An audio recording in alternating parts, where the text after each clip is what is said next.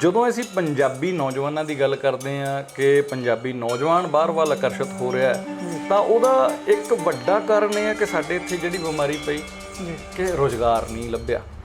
ਨੌਜਵਾਨ ਜਦੋਂ ਰੁਜ਼ਗਾਰ ਰਹਿਤ ਹੋ ਗਿਆ, ਉਹ ਪੜ੍ਹ ਲਿਖ ਗਿਆ, ਉਹਨੂੰ ਉਸ ਤੋਂ ਬਾਅਦ ਨੌਕਰੀ ਨਹੀਂ ਮਿਲੀ ਕਿ ਪਿੰਡ ਜਿਨ੍ਹਾਂ ਦੇ ਗੱਡੇ ਚੱਲਦੇ ਹੁਕਮ ਅਤੇ ਸਰਦਾਰੀ, ਪਿੰਡ ਜਿਨ੍ਹਾਂ ਦੇ ਗੱਡੇ ਚੱਲਦੇ ਹੁਕਮ ਅਤੇ ਸਰਦਾਰੀ, ਸ਼ਹਿਰ 'ਚ ਆ ਕੇ ਵੜ ਬੈਠੇ ਨੇ ਬੱਸ ਦੀ ਇੱਕ ਸਵਾਰੀ। ਸੁਭਾਵਕ ਹੈ ਜੇ ਅਸੀਂ ਉੱਥੇ ਪ੍ਰਾਊਡ ਮਹਿਸੂਸ ਕਰਦੇ ਹਾਂ ਕਿ ਸਾਡੇ ਭਰਾ ਉੱਥੇ ਅੱਜ ਸੰਸਦ 'ਚ ਪਹੁੰਚ ਗਏ ਨੇ, ਉਹ ਨੈਚੁਰਲੀ ਪੰਜਾਬ 'ਚ ਵੀ ਹੋਏਗਾ। ਕਿ ਜਦੋਂ ਅਸੀਂ ਬਾਹਰਲਿਆਂ ਦੇ ਮੋਟੀਆਂ-ਮੋਟੀਆਂ ਚੈਨਾਂ ਪਾਈਆਂ ਦੇਖਦੇ ਹਾਂ, ਉਹਨਾਂ ਦੀਆਂ ਕੋਠੀਆਂ ਦੇਖਦੇ ਹਾਂ, ਉਹਨਾਂ ਦੀਆਂ ਗੱਡੀਆਂ ਦੇਖਦੇ ਹਾਂ, ਉਹ ਆਉਂਦੇ ਤਾਂ 4 ਕੁ ਦਿਨਾਂ ਲਈ ਨੇ, ਪਰ ਉਹ ਜਿਹੜੇ ਝਲਕਾਰੇ ਛੱਡ ਕੇ ਜਾਂਦੇ ਆ ਨਾ, ਜਿਹੜੇ ਉਹ ਪ੍ਰਭਾਵ ਆਂਢੀਆਂ ਗੁਆਂਢੀਆਂ ਦੇ ਮੁੰਡਿਆਂ ਤੇ ਪੈਂਦੇ ਆ, ਉਹ ਇੱਕ ਵੱਡਾ ਅਟਰੈਕਸ਼ਨ ਦਾ ਕਾਰਨ ਹੈ। ਬਾਪੂ ਤੂੰ ਤਾਂ ਸਾਰੀ ਜ਼ਿੰਦਗੀ ਆਹੀ ਮਿੱਟੀ ਨਾਲ ਮਿੱਟੀ ਹੋਇਆ ਹੈ ਨਾ, ਅਸੀਂ ਕੁਝ ਨਵਾਂ ਬਦਲਾਅ ਲੈ ਕੇ ਆਵਾਂਗੇ, ਉਹਦੇ ਲਈ ਮੈਨੂੰ ਆ ਜਿਹੜੇ 4 ਕਿੱਲੇ ਹੈਗੇ ਇਹਨਾਂ ਨੇ ਤੈਨੂੰ ਕੁਝ ਨਹੀਂ ਦੇਣਾ, ਇਹਨਾਂ ਨੂੰ ਵੇਚ, ਇਹਨਾਂ ਨੂੰ ਵੇਚ ਕੇ ਮੈਨੂੰ ਬਾਹਰ ਭੇਜ ਤੇ ਮੈਂ ਬਾਹਰ ਜਾ ਕੇ ਉੱਥੇ ਡਾਲਰ ਕਮਾਊਂਗਾ। ਬਾਹਰ ਦੇ ਜਾਇਜ਼ ਨਜਾਇਜ਼ ਹਰ ਢੰਗ ਅਪਣਾ ਕੇ ਕਿਸੇ ਨਾ ਕਿਸੇ ਢੰਗ ਨਾਲ ਬਾਹਰ ਜਾਣ ਦਾ ਯਤਨ ਕੀਤਾ, ਕੋਸ਼ਿਸ਼ ਕੀਤੀ, ਉਪਰਾਲੇ ਕੀਤੇ ਤੇ ਉਸ ਉਪਰਾਲੇ 'ਚ ਬਹੁਤ ਸਾਰੇ ਵੀਰ ਜਿਹੜੇ ਸਾਡੇ ਕਾਮਯਾਬ ਵੀ ਹੋਏ ਤੇ ਬਹੁਤ ਸਾਰਿਆਂ ਨੂੰ ਆਪਣੀਆਂ ਜਾਨਾਂ ਵੀ ਗਵਾਉਣੀਆਂ ਪਈਆਂ, ਜਿਨ੍ਹਾਂ 'ਚ ਮਾਲਟਾ ਕਾਂਡ ਅਸੀਂ ਬਹੁਤ ਮਤਲਬ ਉਸ ਦੁਖਦ ਘਟਨਾ ਨੂੰ ਕਈ ਵਾਰ ਯਾਦ ਕਰਦੇ ਹਾਂ। ਅੱਜ ਪੰਜਾਬ ਦੇ ਸੰਦਰਭ 'ਚ ਜੇ ਮੈਂ ਗੱਲ ਕਰਾਂ ਤਾਂ ਕੱਲ੍ਹ ਪਰਸੋਂ ਦੀ ਗੱਲ ਸੀ ਕਿ ਪਤਾ ਨਹੀਂ ਕਿਹੜੀ ਕਲਾਸ ਦਾ ਰਿਜ਼ਲਟ ਆਇਆ, ਉਹ 'ਚੋਂ ਪੰਜਾਬੀ 'ਚੋਂ ਸਭ ਤੋਂ ਜ਼ਿਆਦਾ ਬੱਚੇ ਫੇਲ ਹੋਏ। ਸਾਡਾ ਬੱਚਾ ਜੇ ਪੰਜਾਬੀ 'ਚ ਫੇਲ ਹੋ ਰਿਹਾ, ਮਾਂ ਬੋਲੀ 'ਚ ਫੇਲ ਹੋ ਰਿਹਾ, ਤਾਂ ਇਟ ਮੀਨਸ ਕਿ ਇਹ ਸਭ ਤੋਂ ਵੱਡਾ ਸ਼ਰਾਪ ਹੈ। ਤੇ ਦੂਜੀ ਗੱਲ ਜਿਹੜੀ ਹੈ ਕਿ ਕਿਸੇ ਨਾਲ ਉਸ ਦੀ ਭਾਸ਼ਾ 'ਚ ਗੱਲ ਕਰਨ ਨਾਲ ਮੈਨੂੰ ਨਹੀਂ ਲੱਗਦਾ ਕਿ ਸਾਡੀ ਭਾਸ਼ਾ ਨੂੰ ਕੋਈ ਖਤਰਾ ਹੈ। ਦਰਅਸਲ ਸਾਡੀ ਜ਼ਿਹਨ 'ਚੋਂ ਹਜੇ ਜਿਹੜੀ ਗੋਰਿਆਂ ਦੀ ਗੁਲਾਮੀ ਆ ਨਾ, ਉਹ ਪੂਰਨ ਰੂਪ 'ਚ ਨਿਕਲੀ ਨਹੀਂ, ਬਿਲਕੁਲ ਹੈ ਨਾ। ਗੋਰੇ ਚਲੇ ਗਏ ਪਰ ਉਹ ਅੰਗਰੇਜ਼ੀ ਵਾਲੀ ਛਾਪ ਜਿਹੜੀ ਹੈ ਉਹ ਸਾਡੀ ਕਿਤੇ ਨਾ ਕਿਤੇ ਜ਼ਿਹਨ 'ਚ ਅੱਜ ਵੀ ਬਰਕਰਾਰ ਹੈ। ਮੈਕਸਿਮਮ ਟਾਈਮ ਜਿਹੜੀਆਂ ਸਰਕਾਰਾਂ ਨੇ ਉਹਨਾਂ ਨੇ ਸਾਨੂੰ ਪੰਜਾਬੀ ਹੁੰਦੇ ਹੋਏ ਵੀ ਪੰਜਾਬੀਆਂ ਨੂੰ ਇਨਸਾਫ ਨਹੀਂ ਦਿੱਤਾ। ਜੀ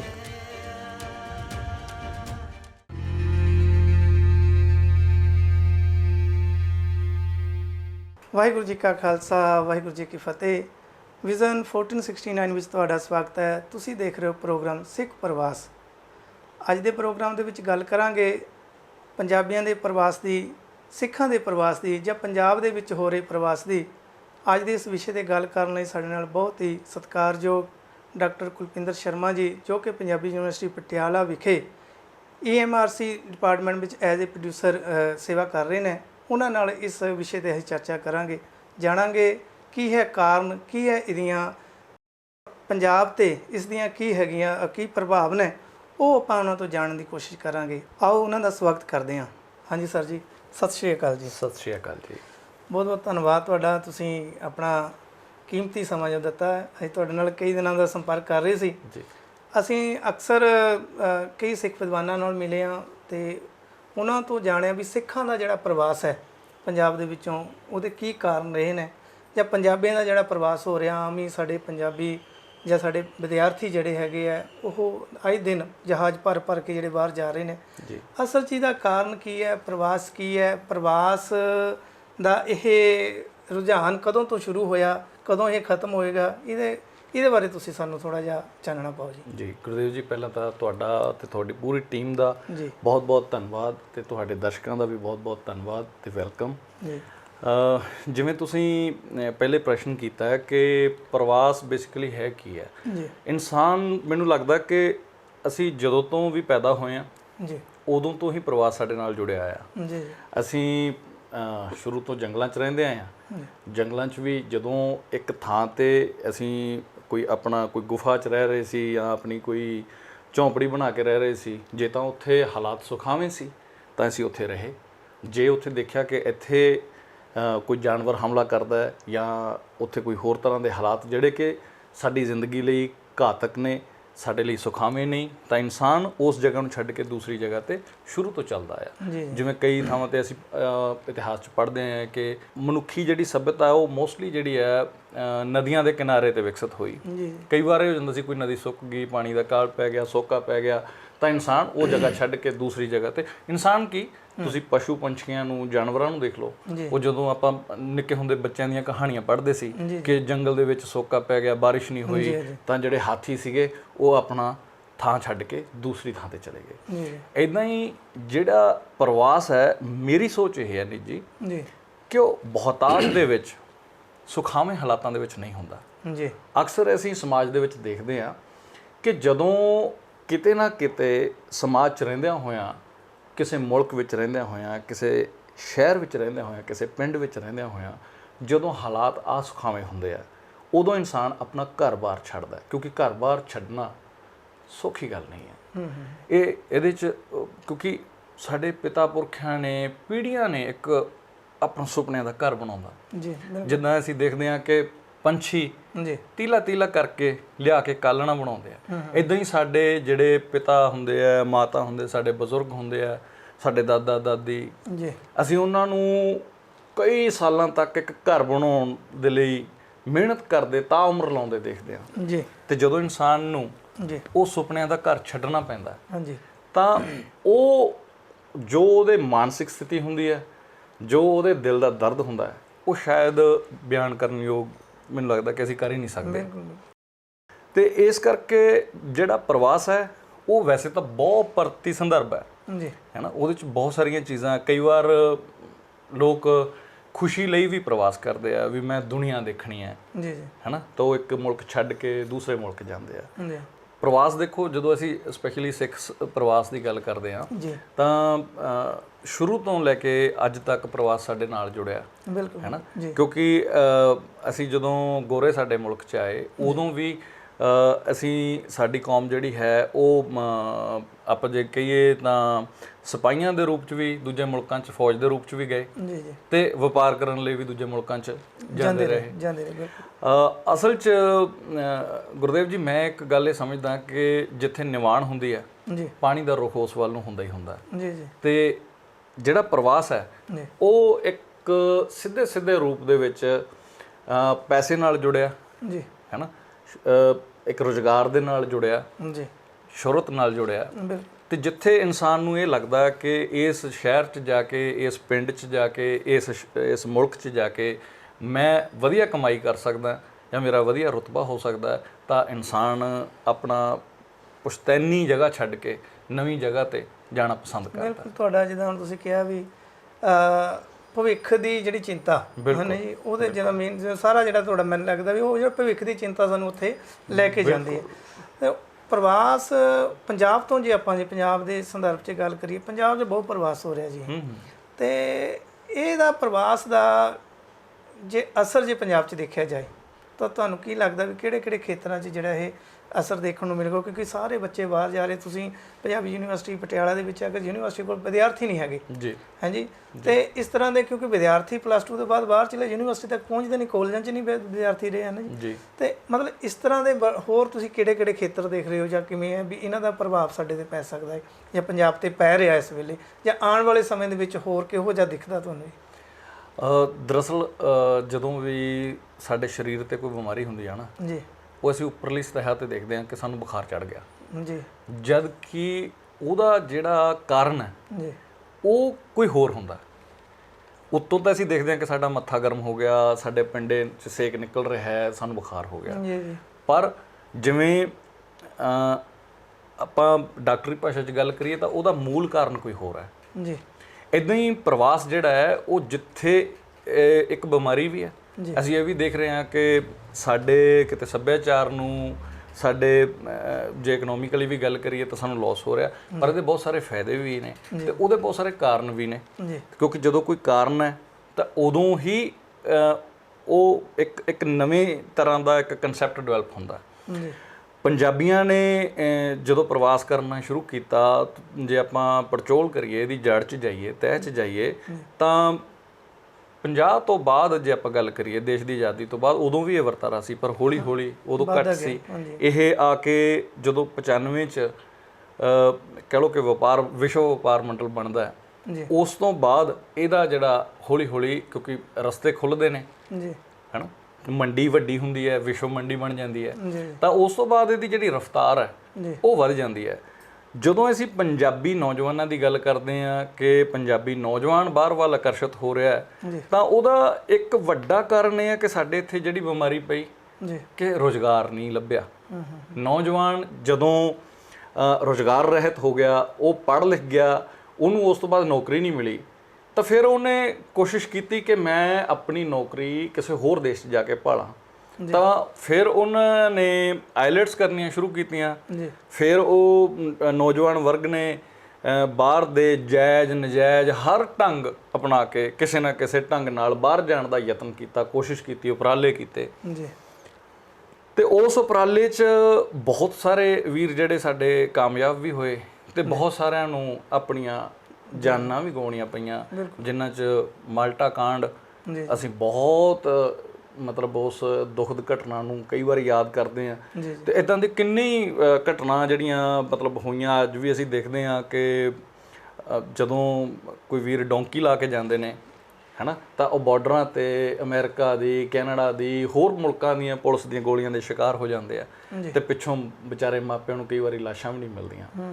ਤੇ ਉਹ ਬੜੀਆਂ ਦੁਖਦ ਘਟਨਾਵਾਂ ਇਹ ਸਿਰਫ ਇਸ ਕਰਕੇ ਕਿਉਂਕਿ ਇਹ ਸਾਡੇ, ਜੇ ਅਸੀਂ ਪੰਜਾਬ ਦੀ ਗੱਲ ਕਰੀਏ ਤਾਂ ਇੱਥੇ ਨੌਜਵਾਨਾਂ ਲਈ ਜਿਸ ਲੈਵਲ 'ਤੇ ਉਹ ਚਾਹੁੰਦੇ ਨੇ ਉਸ ਲੈਵਲ ਦਾ ਰੁਜ਼ਗਾਰ ਨਹੀਂ ਮਿਲਦਾ ਹੈ ਨਾ।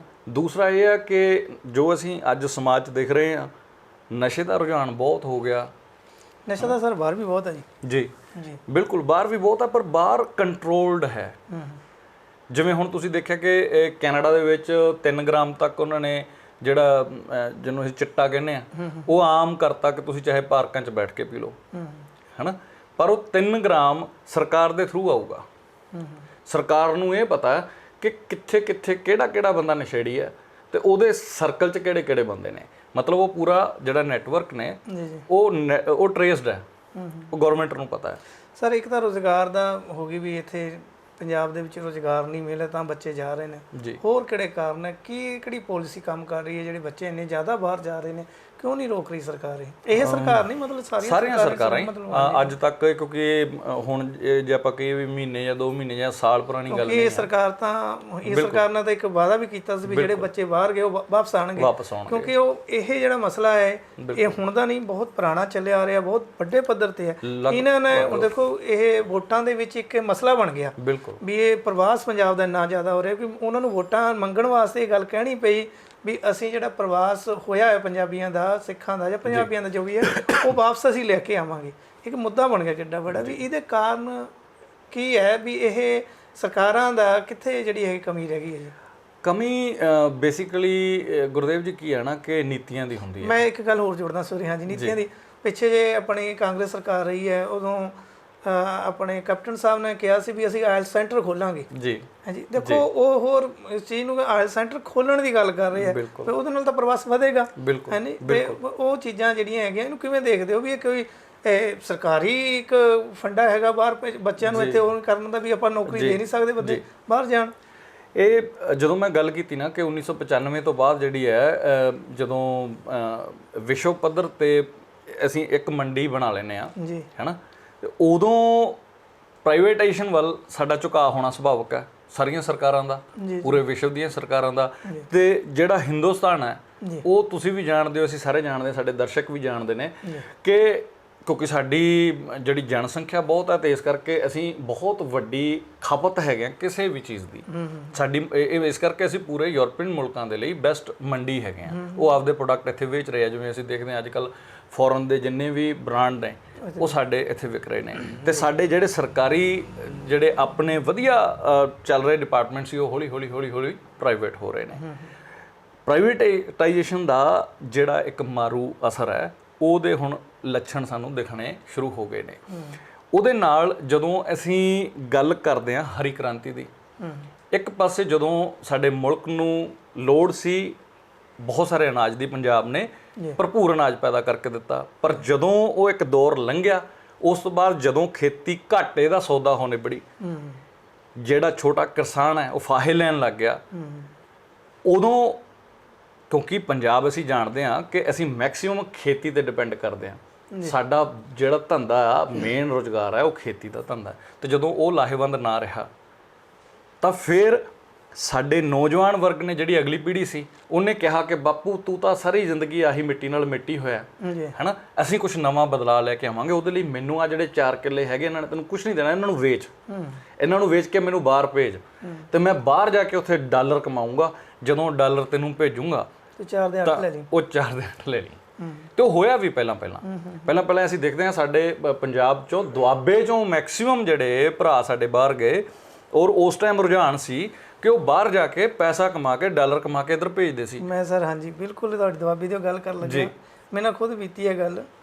ਇੱਕ ਮੇਰਾ ਦੋਸਤ ਅੱਜ ਕੱਲ੍ਹ ਉਹ ਕੈਨੇਡਾ ਹੀ ਹੈ, ਉਹਦੇ ਵੱਡੇ ਬ੍ਰਦਰ ਜਿਹੜੇ ਆ ਬਹਿਰੀਨ ਗਏ ਹੋਏ ਹੈ ਜੀ। ਅਸੀਂ ਗਏ, ਮੈਂ PhD ਕਰ ਲਈ ਹੋਈ ਸੀ ਮਤਲਬ, ਤੇ ਮੈਨੂੰ ਕਹਿ ਰਹੇ, ਕਹਿੰਦੇ ਗੁਰਦੇਵ ਸਿੰਘ ਕੀ ਕਰ ਰਹੇ ਹੋ ਤੁਸੀਂ? ਮੈਂ ਕਿਹਾ ਜੀ PhD ਕਰ ਲਈ ਆ, ਹੁਣ ਬਸ ਦੇਖਦੇ ਆ ਹੈ ਨਾ। ਤੇ ਕਹਿੰਦੇ ਉਹ ਬੰਦਾ ਦੇਖਿਆ ਸਾਹਮਣੇ ਕੋਠੀ ਦੇਖੀ ਨਾ? ਮੈਂ ਕਿਹਾ ਹਾਂਜੀ। ਕਹਿੰਦੇ ਦੱਸਾਂ ਕਿੰਨਾ ਪੜ੍ਹਿਆ ਇਹ? ਮੈਂ ਕਿਹਾ ਦੱਸੋ ਜੀ। ਕਹਿੰਦੇ +2 ਪਾਸ ਕੀਤੀ ਹੈ। ਤੇ ਬੰਦਾ +2 ਪਾਸ ਕਰਕੇ ਬਾਹਰ ਚਲਾ ਗਿਆ, ਆ ਦੇਖੋ ਕੋਠੀ ਪਾਈ ਹੈ ਤੇ ਆਪਣੇ ਉਹਦੇ ਸਪਾਰੀ 'ਚ ਘੁੰਮਦਾ। ਕਹਿੰਦੇ ਉਹ ਜਦੋਂ ਆਉਂਦਾ ਨਾ, ਉਹ 6 ਮਹੀਨੇ ਬਾਅਦ ਜਾਂ ਸਾਲ ਬਾਅਦ ਸਪਾਰੀ 'ਚ ਘੁੰਮਦਾ ਹੈ ਤੇ ਸਾਰੇ ਸਲਾਮਾਂ ਕਰਦੇ ਆ। ਤੁਹਾਨੂੰ ਦੱਸੋ ਕੌਣ ਸਲਾਮਾਂ ਕਰਦੇ? ਮੈਂ ਹੁਣ ਜਵਾਬ ਮੈਂ ਆਪਣੇ ਹਿਸਾਬ ਨਾਲ ਪੜ੍ਹਿਆ ਲਿਖਿਆ ਦਾ ਦੇ ਦਿੱਤਾ ਉਹਨਾਂ ਨੂੰ, ਪਰ ਅਸਲ 'ਚ ਮੇਰੇ ਕੋਲ ਕੋਈ ਜਵਾਬ ਨਹੀਂ ਸੀ। ਬਿਲਕੁਲ ਸਾਡੇ ਕੋਲ ਜਵਾਬ ਹੈ ਹੀ ਨਹੀਂ ਹੈ ਕਿ ਜਦੋਂ ਅਸੀਂ ਬਾਹਰਲਿਆਂ ਦੇ ਮੋਟੀਆਂ-ਮੋਟੀਆਂ ਚੈਨਾਂ ਪਾਈਆਂ ਦੇਖਦੇ ਹਾਂ, ਉਹਨਾਂ ਦੀਆਂ ਕੋਠੀਆਂ ਦੇਖਦੇ ਹਾਂ, ਉਹਨਾਂ ਦੀਆਂ ਗੱਡੀਆਂ ਦੇਖਦੇ ਹਾਂ, ਉਹ ਆਉਂਦੇ ਤਾਂ 4 ਦਿਨਾਂ ਲਈ ਨੇ, ਪਰ ਉਹ ਜਿਹੜੇ ਝਲਕਾਰੇ ਛੱਡ ਕੇ ਜਾਂਦੇ ਆ ਨਾ, ਜਿਹੜੇ ਉਹ ਪ੍ਰਭਾਵ ਆਂਢੀਆਂ ਗੁਆਂਢੀਆਂ ਦੇ ਮੁੰਡਿਆਂ ਤੇ ਪੈਂਦੇ ਆ, ਉਹ ਇੱਕ ਵੱਡਾ ਅਟਰੈਕਸ਼ਨ ਦਾ ਕਾਰਨ ਹੈ। ਫਿਰ ਉਸ ਤੋਂ ਬਾਅਦ ਅਸੀਂ ਲਾਈਏ, ਦੇਖੋ ਅੱਜ ਦਾ ਯੂਥ ਜੇ ਅਸੀਂ ਕਹੀਏ ਤਾਂ ਮੀਡੀਆ ਤੋਂ ਬਹੁਤ ਪ੍ਰਭਾਵਿਤ ਹੈ, ਕਿਉਂਕਿ ਮੈਂ ਮੀਡੀਆ ਨਾਲ ਜੁੜਿਆ ਹੋਇਆ ਬੰਦਾ, ਤੇ ਮੈਨੂੰ ਪਤਾ ਕਿ ਕਿਤੇ ਨਾ ਕਿਤੇ ਮੈਂ ਆਪਣੇ ਮੀਡੀਆ ਦੇ ਭਰਾਵਾਂ ਤੋਂ ਮਾਫੀ ਮੰਗਦੇ ਹੋਏ ਗੱਲ ਕਹਿਣਾ ਚਾਹਾਂਗਾ ਕਿ ਮੀਡੀਆ ਦਾ ਵੀ ਬਹੁਤ ਵੱਡਾ ਰੋਲ ਹੈ ਪ੍ਰਵਾਸ ਨੂੰ ਪ੍ਰਫੁੱਲਤ ਕਰਨ ਦੇ ਵਿੱਚ।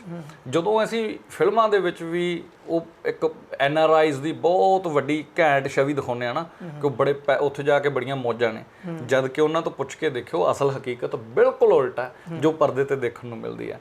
ਉਹ ਵਿਚਾਰੇ ਹਫ਼ਤੇ ਬਾਅਦ ਸੈਟਰਡੇ ਸੰਡੇ ਨੂੰ ਆਪਣੀ ਵਾਈਫ ਦਾ ਜਾਂ ਆਪਣੇ ਹਸਬੈਂਡ ਦਾ ਮਤਲਬ ਸ਼ਕਲ ਦੇਖਦੇ ਨੇ, ਹੈ ਨਾ, ਉਹ ਇਕੱਠੇ ਬੈਠ ਕੇ ਰੋਟੀ ਖਾਂਦੇ ਨੇ, ਹੈ ਨਾ।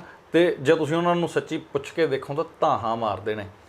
ਤੁਸੀਂ ਅਕਸਰ ਉਹ ਗਾਣੇ ਸੁਣੇ ਹੋਣਗੇ, ਮਤਲਬ ਜਿਹੜੇ ਗੀਤ ਹੁੰਦੇ ਆ ਨਾ, ਕਿਤੇ ਨਾ ਕਿਤੇ ਦਾ ਰਿਫਲੈਕਸ਼ਨ ਆ ਸਾਡੇ ਸਮਾਜ ਦੀ। ਇੱਕ ਗੀਤ ਪਿੱਛੇ ਜੇ ਸਭ ਤੋਂ ਪਹਿਲਾਂ ਹਰਭਜਨ ਮਾਨ ਦਾ ਆਇਆ ਸੀ, ਚਿੱਠੀਏ ਨੀ ਚਿੱਠੀਏ, ਜਿਹੜਾ ਬੱਚੇ ਦੀ ਜ਼ੁਬਾਨ ਤੇ ਉਦੋਂ ਰਿਹਾ, ਹੈ ਨਾ। ਉਹਦੇ ਵਿੱਚ ਇਹ ਵਰਣਨ ਸੀਗਾ ਕਿ ਬਾਪੂ ਜਿਹੜਾ ਹੈਗਾ ਉਹ ਧਾਹਾਂ ਮਾਰਦਾ, 1 ਕਿੱਲਾ ਪੈਲੀ ਦਾ ਜਿਹੜਾ ਉਹ ਕੱਲ ਹੋਰ ਗਹਿਣੇ ਹੋ ਗਿਆ, ਜਿਹੜੀ ਤੇਰੀ ਭੈਣ ਦਾ ਵਿਆਹ ਹੋਇਆ ਤੂੰ ਉੱਥੇ ਪੁੱਜ ਨਹੀਂ ਸਕਿਆ, ਹੈ ਨਾ। ਉਹ ਸਾਰੇ ਵੇਰਵੇ ਉਸ ਗੀਤ ਦੇ ਵਿੱਚ ਸਾਨੂੰ ਸੁਣਨ ਨੂੰ ਦੇਖਣ ਨੂੰ ਮਿਲਦੇ ਆ, ਔਰ ਜੋ ਕਿ ਇਨ ਬਿਨ ਸੱਚਾਈ ਹੈ NRI ਦੀ ਜ਼ਿੰਦਗੀ ਦੀ।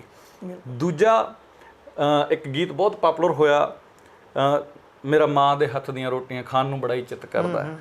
ਤੁਸੀਂ ਦੇਖੋ ਕਿ ਇਹ ਇੱਥੇ ਇਹਨਾਂ ਹਾਲਾਤਾਂ ਦੇ ਵਿੱਚ ਦੋਨੇ ਹੀ ਧਿਰਾਂ ਜਿਹੜੀਆਂ ਨੇ ਉਹ ਹੇਰਵੇ ਦਾ ਸ਼ਿਕਾਰ ਨੇ, ਉਹ ਦੁੱਖ ਭੋਗ ਰਹੀਆਂ ਨੇ, ਉਹ ਹੰਝੂ ਵਹਾ ਰਹੀਆਂ ਨੇ, ਧਾਹਾਂ ਮਾਰ ਰਹੀਆਂ ਨੇ। ਜਿਹੜੇ ਇੱਧਰ ਰਹਿ ਗਏ ਵਿਚਾਰੇ ਸਾਡੇ ਮਾਪੇ ਬਜ਼ੁਰਗ, ਉਹ ਆਪਦੇ ਧੀ ਦੇ ਪੁੱਤ ਦੇ ਬੱਚਿਆਂ ਦੇ ਅੱਗੇ, ਉਹਨਾਂ ਦੇ ਬੱਚਿਆਂ ਦੇ ਹੇਰਵੇ ਦਾ ਸ਼ਿਕਾਰ ਨੇ। ਉਹਨਾਂ ਦਾ ਇੱਕ ਸੰਤਾਪ ਜਿਹੜਾ ਹੈ ਵਿਛੋੜੇ ਦਾ, ਉਹ ਹੰਢਾ ਰਹੇ ਨੇ। ਤੇ ਉਧਰ ਉਹ ਜਿਹੜੇ ਵਿਚਾਰੇ ਇੱਕ ਵੱਡੇ ਸੁਪਨੇ ਲੈ ਕੇ ਗਏ ਸੀ, ਜਿਹੜੇ ਕਹਿੰਦੇ ਸੀ ਅਸੀਂ ਪੁਸ਼ਤਾਂ ਦੀ ਤਕਦੀਰ ਬਦਲ ਦਿਆਂਗੇ, ਉਹ ਜਦੋਂ ਹਕੀਕਤ ਨਾਲ ਵਾਬਸਤਾ ਹੁੰਦੇ ਨੇ, ਉੱਥੇ ਜਾ ਕੇ ਪਤਾ ਲੱਗਦਾ ਕਿ ਉਹ ਸਿਰਫ ਇੱਕ ਡਾਲਰ ਛਾਪਣ ਵਾਲੀ ਮਸ਼ੀਨ ਬਣ ਗਏ ਨੇ, ਜਿਨ੍ਹਾਂ 'ਚ ਮਨੁੱਖੀ ਜਿਹੜਾ ਜੀਵਨ ਦੀ ਖੂਬਸੂਰਤੀ ਹੈ ਉਹ ਜੀਣਾ ਹੀ ਭੁੱਲ ਗਏ ਵਿਚਾਰੇ, ਹੈ ਨਾ। ਉਹ ਸਿਰਫ ਦਿਨ ਰਾਤ ਉਹ ਇਹ ਦੇਖਦੇ ਆ ਕਿ ਜੇ ਮੈਂ ਇੱਥੇ ਅੱਜ 18 ਘੰਟੇ ਜੋਬ ਕਰ ਲਈ ਤਾਂ ਸ਼ਾਇਦ ਮੈਂ ਕੁਝ ਪੈਸੇ ਜੋੜ ਕੇ ਘਰੇ ਭੇਜ ਦੂੰਗਾ, ਜਾਂ ਜੇ ਮੈਂ ਅੱਜ ਰੋਟੀ ਨਾ ਖਾਧੀ, ਅੱਜ ਮੈਂ ਪੀਜ਼ਾ ਨਾ ਖਾਧਾ, ਤਾਂ ਇਹਦੇ ਪੀਜ਼ੇ ਦੇ ਪੈਸੇ ਜੋੜ ਕੇ ਮੈਂ ਮਾਂ ਨੂੰ ਪਿੰਡ ਭੇਜ ਦੂੰ, ਹੈ ਨਾ। ਉਹ ਢਿੱਡ ਕੱਟ ਕੇ ਵਿਚਾਰੇ ਦਿਹਾੜੀ 'ਚ 1 ਡੰਗ ਦੀ ਰੋਟੀ ਖਾ ਕੇ, ਹੈ ਨਾ, ਉਹ ਪੈਸੇ ਬਚਾ ਕੇ ਜਿਹੜੀਆਂ ਉੱਥੇ ਬੇਸਮੈਂਟਾਂ ਉਹ ਸ਼ੇਅਰਿੰਗ 'ਚ ਲੈ ਕੇ ਉੱਥੋਂ ਪੈਸੇ ਬਚਾ ਕੇ ਮਤਲਬ ਇੱਕ ਇੱਕ ਥਾਂ ਤੋਂ 10-10 5-5 2-2 ਡਾਲਰ ਬਚਾ ਕੇ ਉਹ ਕੁਝ ਪੈਸੇ ਜੋੜ ਕੇ ਮਹੀਨੇ ਦੇ ਘਰੇ ਭੇਜਣ ਦੀ ਕੋਸ਼ਿਸ਼ ਕਰਦੇ। 70% ਹੈ ਜਿਹੜੀ ਗੱਲ ਤੁਹਾਡੀ ਬਿਲਕੁਲ ਮਤਲਬ ਹੈ, ਬਿਲਕੁਲ ਇਹ ਇਸ ਤਰ੍ਹਾਂ ਹੀ ਚੱਲ ਰਿਹਾ ਜੀ। ਮੈਂ ਹੁਣ ਜਿੱਦਾਂ ਤੁਹਾਨੂੰ ਦੱਸ ਰਿਹਾ ਕਈ ਗੱਲਾਂ ਮੇਰੇ ਆਈ ਜਾ ਰਹੀਆਂ, ਪਰ ਆਪਣਾ ਪ੍ਰੋਗਰਾਮ ਲੰਮਾ ਹੋ ਜਾਏਗਾ। ਮੈਂ ਆਪਣੀ ਗੱਲ ਨੂੰ ਮੈਂ ਅਗਲਾ ਸਵਾਲ ਤੁਹਾਡੇ ਤੇ ਜਿਹੜਾ ਉਹਨੂੰ ਪੁੱਛਣਾ ਚਾਹੁੰਦਾ ਜੀ ਵੀ ਸਿੱਖ ਪ੍ਰਵਾਸ ਤੁਸੀਂ ਕਹਿ ਰਹੇ ਵੀ ਦੁਕਾਨ 'ਚੋਂ ਜਿੱਦਾਂ ਪ੍ਰਵਾਸ ਨਿਕਲਦਾ ਹੈ ਨਾ, ਬਿਲਕੁਲ, ਤੇ ਸਿੱਖਾਂ ਦਾ ਪ੍ਰਵਾਸ ਵੀ ਕਿਤੇ ਨਾ ਕਿਤੇ ਜੁੜਿਆ ਹੈ। ਤੇ ਕਾਰਨ ਕੀ ਹੈ ਵੀ ਪੰਜਾਬ ਦਾ ਪ੍ਰਵਾਸ, ਪੰਜਾਬੀ ਸਿੱਖ ਜਿਹੜੇ ਹੈਗੇ ਆ, ਅਸੀਂ ਪੰਜਾਬ 'ਚ ਅਸੀਂ ਰਹਿੰਦੇ ਹਾਂ, ਦੇਖਦੇ ਹਾਂ ਜਦੋਂ ਸੈਂਟਰ ਸਾਡੇ ਪੰਜਾਬ ਦੇ ਹੱਕ ਮਾਰਦਾ ਹੈ, ਜਦੋਂ ਇੱਥੇ ਕੋਈ ਗੱਲ ਚੱਕਦਾ ਹੈ, ਮਤਲਬ ਉਹਨੂੰ ਨਾ ਪੰਜਾਬੀ ਦੀ ਬਜਾਏ ਸਿੱਖ ਦਾ ਚਿਹਰਾ ਅੱਗੇ ਲਿਆ ਕੇ ਸਾਡਾ ਸਾਰਾ ਤੁਸੀਂ ਮੀਡੀਆ 'ਚ ਰਹਿੰਦੇ ਹੋ, ਤੁਸੀਂ ਦੇਖਿਆ ਮੀਡੀਆ ਕੀ ਕਰਦਾ ਜੀ ਵੀ ਪੰਜਾਬ ਦੇ ਹੱਕਾਂ ਦੀ ਜੇ ਕੋਈ ਗੱਲ ਕਰ ਲੇ ਬੰਦਾ, ਮਤਲਬ ਹੱਕ, ਕਿਉਂਕਿ ਪੰਜਾਬੀਆਂ 'ਚ ਜ਼ਿਆਦਾ ਸਿੱਖ, ਜਦੋਂ ਸਿੱਖ ਚਿਹਰਾ ਅੱਗੇ ਆ ਜਾਂਦਾ, ਜਦੋਂ ਸਿੱਖਾਂ ਦੀ ਇੱਕ ਪਿਰਤ ਹੈਗੀ ਹੈ ਵੀ ਜਦੋਂ ਕੋਈ ਲੋਕਾਂ ਦੇ ਜਦੋਂ ਪੈਂਦਾ ਨਾ ਕੋਈ ਮੁਸੀਬਤ ਆ, ਸਿੱਖ ਅੱਗੇ ਖੜਦਾ, ਕਿਉਂਕਿ ਗੁਰੂ ਨੇ ਸਾਨੂੰ ਸਿਧਾਂਤ ਹੀ ਅਜਿਹਾ ਦਿੱਤਾ ਹੈ ਨਹੀਂ। ਪਰ ਜਦੋਂ ਕਿ ਆਪਣੇ ਤੇ ਪੈ ਜੇ ਫਿਰ ਤਾਂ ਖੜਨਾ ਹੀ ਖੜਨਾ। ਜੋ ਆਪਣੀ ਗੱਲ ਬੁਲੰਦ ਕਰਦੇ ਤਾਂ ਉਹਨੂੰ ਕਈ ਉਹਦੇ ਨਾਲ ਟੈਗ ਲਾ ਦਿੱਤੇ ਜਾਂਦੇ, ਚਾਹੇ ਉਹ ਖਾਲਿਸਤਾਨ ਦਾ ਹੋਵੇ ਚਾਹੇ ਕੋਈ ਵੀ ਹੋਵੇ, ਹੈ ਨਾ ਜੀ। ਤੇ ਇਹ ਵੀ ਇੱਕ ਫੈਕਟ ਤੁਹਾਨੂੰ ਲੱਗਦਾ ਜਾਂ ਕਿਵੇਂ ਇੱਦਾਂ ਦਾ ਵੀ ਸਿੱਖਾਂ ਨੂੰ ਜਾਂ ਪੰਜਾਬ ਨੂੰ ਉਹਦਾ ਹੱਕ ਨਹੀਂ ਮਿਲੇ, ਜਾਂ ਉੱਥੇ ਪੰਜਾਬੀ ਜਿਹੜੇ ਜਦੋਂ ਇਹ ਮਾਹੌਲ ਬਣਦਾ ਇਹੋ ਜਿਹਾ ਤਾਂ ਇਹਦੇ ਵਿੱਚ ਸਿੱਖ ਵੀ ਜਾਂ ਪੰਜਾਬੀ ਵੀ ਬਾਹਰ ਜਾਂਦੇ ਨੇ ਵੀ ਮਾਹੌਲ ਸੁਖਾਵਾਂ ਨਹੀਂ ਹੈਗਾ? ਇਹਦੇ 'ਚ ਵੀ ਗੁਰਦੇਵ ਜੀ ਜੇ ਮੈਂ ਗੱਲ ਕਰਾਂ ਤਾਂ ਇਹ ਜਿਹੜਾ ਮਾਹੌਲ ਹੈ ਇਹ ਅੱਜ ਨਹੀਂ ਬਣਿਆ ਜੀ, ਇਹ ਸ਼ੁਰੂ ਤੋਂ ਹੀ ਹੈ। ਗੁਰੂ ਸਾਹਿਬਾਂ ਨੇ ਵੀ ਹਮੇਸ਼ਾ ਹੀ ਆਵਾਜ਼ ਜਿਹੜੀ ਬੁਲੰਦ ਕੀਤੀ ਹੈ ਨਾ, ਉਹ ਬਾਬਰ ਨੂੰ ਜਾਬਰ ਆਖਿਆ। ਤਾਂ ਸੱਤਾਧਾਰੀ ਜਿਹੜਾ ਵੀ ਹੋਏਗਾ ਨਾ ਤਾਂ ਸੁਭਾਵਕ ਹੈ ਇਹ ਕੁਰਸੀ 'ਚ ਪਤਾ ਨਹੀਂ ਕੀ ਕਿਸ ਕਿਸਮ ਦਾ ਜਾਦੂ ਹੈ। ਸਾਡੇ 'ਚੋਂ ਵੀ ਤੁਸੀਂ ਦੇਖੋ ਕਿ ਪੰਜਾਬ 'ਚ ਤਾਂ ਘੱਟੋ ਘੱਟ ਸਿੱਖਾਂ ਨੇ ਹੀ ਸੱਤਾ 'ਤੇ ਕਾਬਜ ਰਹੇ ਮੈਕਸਿਮਮ ਟਾਈਮ। ਜਿਹੜੀਆਂ ਸਰਕਾਰਾਂ ਨੇ ਉਹਨਾਂ ਨੇ ਸਾਨੂੰ ਪੰਜਾਬੀ ਹੁੰਦੇ ਹੋਏ ਵੀ ਪੰਜਾਬੀਆਂ ਨੂੰ ਇਨਸਾਫ ਨਹੀਂ ਦਿੱਤਾ ਹੈ ਨਾ, ਚਾਹੇ ਸਾਡੇ ਪਾਣੀਆਂ ਦੇ ਰੋਲੇ ਆ ਚਾਹੇ ਕਿਸੇ ਕਿਸਮ ਦੇ ਰੋਲੇ ਆ, ਸਾਡੀਆਂ ਸਰਕਾਰਾਂ ਨੇ ਜਿਹੜਾ ਬਣਦਾ ਰੋਲ ਸੀ ਉਹ ਨਹੀਂ ਅਦਾ ਕੀਤਾ ਹੈ ਨਾ, ਜੋ ਉਹਨਾਂ ਨੂੰ ਕਰਨਾ ਚਾਹੀਦਾ ਸੀ, ਹੈ ਨਾ। ਬਹੁਤ ਸਾਰੀਆਂ ਮੈਨੂੰ ਲੱਗਦਾ ਕਿ ਇਹ ਜਾਤੀਗਤ ਚੀਜ਼ ਨਾ ਹੋ ਕੇ ਇਹ ਸੱਤਾਧਾਰੀ ਦੀ ਤੇ ਜਿਹੜੇ ਆਮ ਲੋਕ ਆ ਉਹਨਾਂ ਦੀ ਇੱਕ ਵੱਖਰੇ ਕਿਸਮ ਦੀ ਇਹ ਲੜਾਈ ਹੈ, ਜਿਹਦੇ 'ਚ ਸ਼ਾਇਦ ਕਿਤੇ ਨਾ ਕਿਤੇ ਸੱਤਾਧਾਰੀਆਂ ਨੂੰ ਇਹ ਲੱਗਦਾ ਕਿ ਜੇ ਇਹ ਲੋਕ ਕਾਬਜ ਹੋ ਜਾਂਦੇ ਆ ਤਾਂ ਸਾਡੀ ਕੁਰਸੀ ਨੂੰ ਖਤਰਾ ਹੈ ਨਾ। ਤੇ ਇਹ ਇਸੇ ਕਰਕੇ ਮੈਨੂੰ ਕਿਤੇ ਨਾ ਕਿਤੇ ਇਹ ਤਾਕਤ ਦੀ ਲੜਾਈ ਜ਼ਿਆਦਾ ਲੱਗਦੀ ਹੈ। ਤੇ ਜਦੋਂ ਉਹ ਹਾਲਾਤ ਬਣਦੇ ਨੇ ਤਾਂ ਸੁਭਾਵਕ ਹੈ ਜਿਹੜਾ ਮਾਤੜ ਬੰਦਾ ਹੁੰਦਾ ਉਹ ਫਿਰ ਪ੍ਰਵਾਸ ਕਰਦਾ, ਤੇ ਆਮ ਬੰਦਾ ਮਾਤੜ ਬੰਦਾ ਚਾਹੇ ਉਹ ਕਿਸੇ ਵੀ ਜਾਤ ਨਾਲ ਸੰਬੰਧਿਤ ਹੈ। ਜਦੋਂ ਅਸੀਂ ਬਹੁਤ ਵੱਡੀਆਂ ਸਰਕਾਰਾਂ ਨਾਲ, ਤਾਕਤਵਰ ਲੋਕਾਂ ਨਾਲ ਲੜ ਨਹੀਂ ਸਕਦੇ ਤਾਂ ਅਸੀਂ ਫਿਰ ਆਪਦੇ ਲਈ ਇੱਕ ਸੁਖਾਵਾਂ ਮਾਹੌਲ ਲੱਭਦੇ ਹਾਂ ਜਿੱਥੇ ਅਸੀਂ ਸਕੂਨ ਦਾ ਸਾਹ ਲੈ ਸਕੀਏ ਤੇ ਉਹ ਸਾਡੇ ਲਈ ਮਾਹੌਲ ਕੈਨੇਡਾ, ਅਮਰੀਕਾ ਨੇ, ਆਸਟ੍ਰੇਲੀਆ ਨੇ, ਹੋਰ ਯੂਰਪੀਅਨ ਕੰਟਰੀਜ਼ ਨੇ ਉਹ ਸਾਨੂੰ ਉਹ ਧਰਤੀ ਦਿੱਤੀ। ਮੈਨੂੰ ਲੱਗਦਾ ਕਿ ਅਸੀਂ ਉਹਨਾਂ ਦੇ ਵੀ ਧੰਨਵਾਦੀ ਹੋਣਾ ਚਾਹੀਦਾ ਸਾਨੂੰ ਸਾਰਿਆਂ ਨੂੰ। ਸਾਨੂੰ ਆਪਣੇ ਪਰ ਫੈਲਾਉਣ ਲਈ ਉਹ ਆਬੋ ਹਵਾ ਮਿਲੀ। ਪੰਜਾਬੀਆਂ ਲਈ ਇਹ ਇੱਕ ਹੋਰ ਵੀ ਖੂਬਸੂਰਤ ਗੱਲ ਹੈ ਕਿ ਅਸੀਂ ਜੇ ਇੱਥੇ ਗੱਲ ਕਰਦੇ ਹਾਂ ਤਾਂ ਅੱਜ ਸਾਡੇ ਪੰਜਾਬੀ ਕੈਨੇਡਾ ਦੀ ਅੰਬੈਸੀ 'ਚ, ਕੈਨੇਡਾ ਦੀ ਸੰਸਦ 'ਚ, ਹਰ ਜਗ੍ਹਾ ਤੇ ਵੱਡੇ ਵੱਡੇ ਅਹੁਦਿਆਂ ਤੇ ਸਾਡੇ ਪੰਜਾਬੀ ਬੈਠੇ ਨੇ, ਹਿੰਦੁਸਤਾਨੀ ਲੋਕ ਬੈਠੇ ਨੇ। ਵਰਲਡ ਬੈਂਕ ਦਾ ਜਿਹੜਾ ਦੇਖੋ ਇੱਕ ਸਿੱਖ ਚਿਹਰਾ ਬਣਿਆ ਤੇ ਸਾਡੇ ਲਈ ਇਹ ਸਾਰੇ ਸਿੱਖਾਂ ਲਈ, ਪੰਜਾਬੀਆਂ ਲਈ, ਹਿੰਦੁਸਤਾਨੀਆਂ ਲਈ ਸਭ ਲਈ ਇਹ ਬੜੀ ਮਾਣ ਵਾਲੀ ਗੱਲ ਹੈ ਕਿ ਸਾਡੇ ਭਰਾ ਜਿਹੜੇ ਨੇ ਉਹ ਬਹੁਤ ਵਧੀਆ ਅਹੁਦਿਆਂ ਤੇ ਬੈਠ ਕੇ ਉੱਥੋਂ ਦੇ ਲੋਕਾਂ ਨੂੰ ਲੀਡ ਕਰ ਰਹੇ ਨੇ, ਜਿਨ੍ਹਾਂ ਨੇ ਸੈਂਕੜੇ ਸਾਲ ਸਾਨੂੰ ਵੀ ਲੀਡ ਕੀਤਾ। ਤੇ ਇਹ ਪ੍ਰਵਾਸ ਦਾ ਇੱਕ ਬਹੁਤ ਪੋਜ਼ਿਟਿਵ ਇਫੈਕਟ ਹੈ। ਇੱਕ ਤੁਹਾਡੇ 'ਚ ਟੈਲੈਂਟ ਹੋਣਾ, ਦੂਜਾ ਤੁਹਾਨੂੰ ਅੱਛਾ ਪਲੇਟਫਾਰਮ ਮਿਲ ਜਾਣਾ। ਇਹ ਦੋਨੇ ਸੁਭਾਗ ਦੀ ਗੱਲ ਹੈ, ਇਹ ਬਖਸ਼ਿਸ਼ ਦੀ ਗੱਲ ਹੈ। ਉਹ ਪ੍ਰਮਾਤਮਾ ਨੇ ਸਾਨੂੰ ਇਹ ਬਖਸ਼ਿਸ਼ ਦਿੱਤੀ ਹੈ ਕਿ ਅਸੀਂ ਆਪਣੀ ਸੋਚ ਨੂੰ ਪੂਰੀ ਦੁਨੀਆ ਦੇ ਅੱਗੇ ਲੈ ਕੇ ਜਾਈਏ, ਅਸੀਂ ਆਪਣੀ ਸੱਭਿਅਤਾ ਨੂੰ, ਆਪਣੀ ਕਲਚਰ ਨੂੰ, ਆਪਣੀ ਗੱਲ ਨੂੰ ਲੋਕਾਂ ਦੇ ਸਾਹਮਣੇ ਠੋਸ ਰੂਪ 'ਚ ਰੱਖਣ ਲਈ ਅੱਜ ਅਸੀਂ ਉਹਨੇ ਕਾਮਯਾਬ ਹੋਏ ਆ ਕਿ ਅਸੀਂ ਉਹਨਾਂ ਅਹੁਦਿਆਂ ਤੇ ਬੈਠੇ ਆ, ਕਾਬਲ ਬਣ ਗਏ ਆ ਤੇ ਲੋਕ ਸਾਡੀ ਗੱਲ ਨੂੰ ਸੀਰੀਅਸਲੀ ਸੁਣ ਵੀ ਰਹੇ ਨੇ। ਇਹਦੇ ਵਿੱਚ ਸਰ ਇੱਕ ਸਵਾਲ ਹੋਰ ਆਉਂਦਾ, ਦੇਖੋ ਅਸੀਂ ਵਰਲਡ ਵਾਈਡ ਐਡੀਆਂ ਪੋਸਟਾਂ ਤੇ ਅਸੀਂ ਕੰਮ ਕਰ ਰਹੇ ਹਾਂ, ਇੰਨੇ ਕਾਬਲ ਹੈ ਤੇ ਅੱਜ ਪੰਜਾਬ ਤੇ ਨਿਗਾਹ ਮਾਰੋ, ਤੁਸੀਂ ਆਪਣੀ ਯੂਨੀਵਰਸਿਟੀ 'ਚ ਦੇਖੋ ਜਾਂ ਇੱਧਰ ਹੋਰ ਪਾਸੇ ਨਿਗਾਹ ਮਾਰੋ, ਸਾਡੇ ਪੰਜਾਬੀ ਲੱਭਦੇ ਨਹੀਂ ਹੈਗੇ। ਨੌਨ ਪੰਜਾਬੀ ਸਾਡੇ ਵੱਡੇ ਵੱਡੇ ਡਿਪਾਰਟਮੈਂਟ ਸੰਭਾਲੀ ਬੈਠੇ ਆ। ਤਾਂ ਇਹਦਾ ਦੱਸੋ ਤੁਸੀਂ ਵੀ ਇਹ ਕਾਰਨ ਕੀ ਹੈ? ਕਹਿ ਦਿੰਦੇ ਨੇ ਵੀ ਪੰਜਾਬੀ ਪੜ੍ਹੇ ਨਹੀਂ ਜਾਂ ਕਰਨੇ, ਪੰਜਾਬੀ ਕਾਬਲੀਅਤ ਨਹੀਂ ਹੈਗੀ। ਜੇ ਕਾਬਲੀਅਤ ਨਾ ਹੁੰਦੀ ਤਾਂ ਜਿਹੜੀਆਂ ਕੰਟਰੀਆਂ ਤੇ ਇਹਨਾਂ ਦੇ ਉਹ ਕਿਵੇਂ ਉਹ ਕਰਦੇ ਆ ਵੀ ਇਹ ਕਿੱਥੇ, ਇਹ ਕੀ ਗੱਲ ਬਣੀ ਇਹਦਾ ਵੀ ਸਾਡੇ ਪੰਜਾਬ ਤੇ ਜਿਹੜੇ ਇਹ ਮੇਨ ਪੋਸਟਾਂ ਜਿਹੜੀਆਂ ਹੈਗੀਆਂ, ਚਾਹੇ ਉਹ ਆਪਣੇ ਪੁਲਿਸ ਮਹਿਕਮਾ ਹੋਵੇ, ਚਾਹੇ ਸਾਡੇ ਕੋਈ ਵੀ ਹੈਗਾ, ਤੁਸੀਂ ਦੇਖੋ ਲੱਭਦਾ ਨਹੀਂ ਹੈਗਾ ਪੰਜਾਬੀ ਜੀ।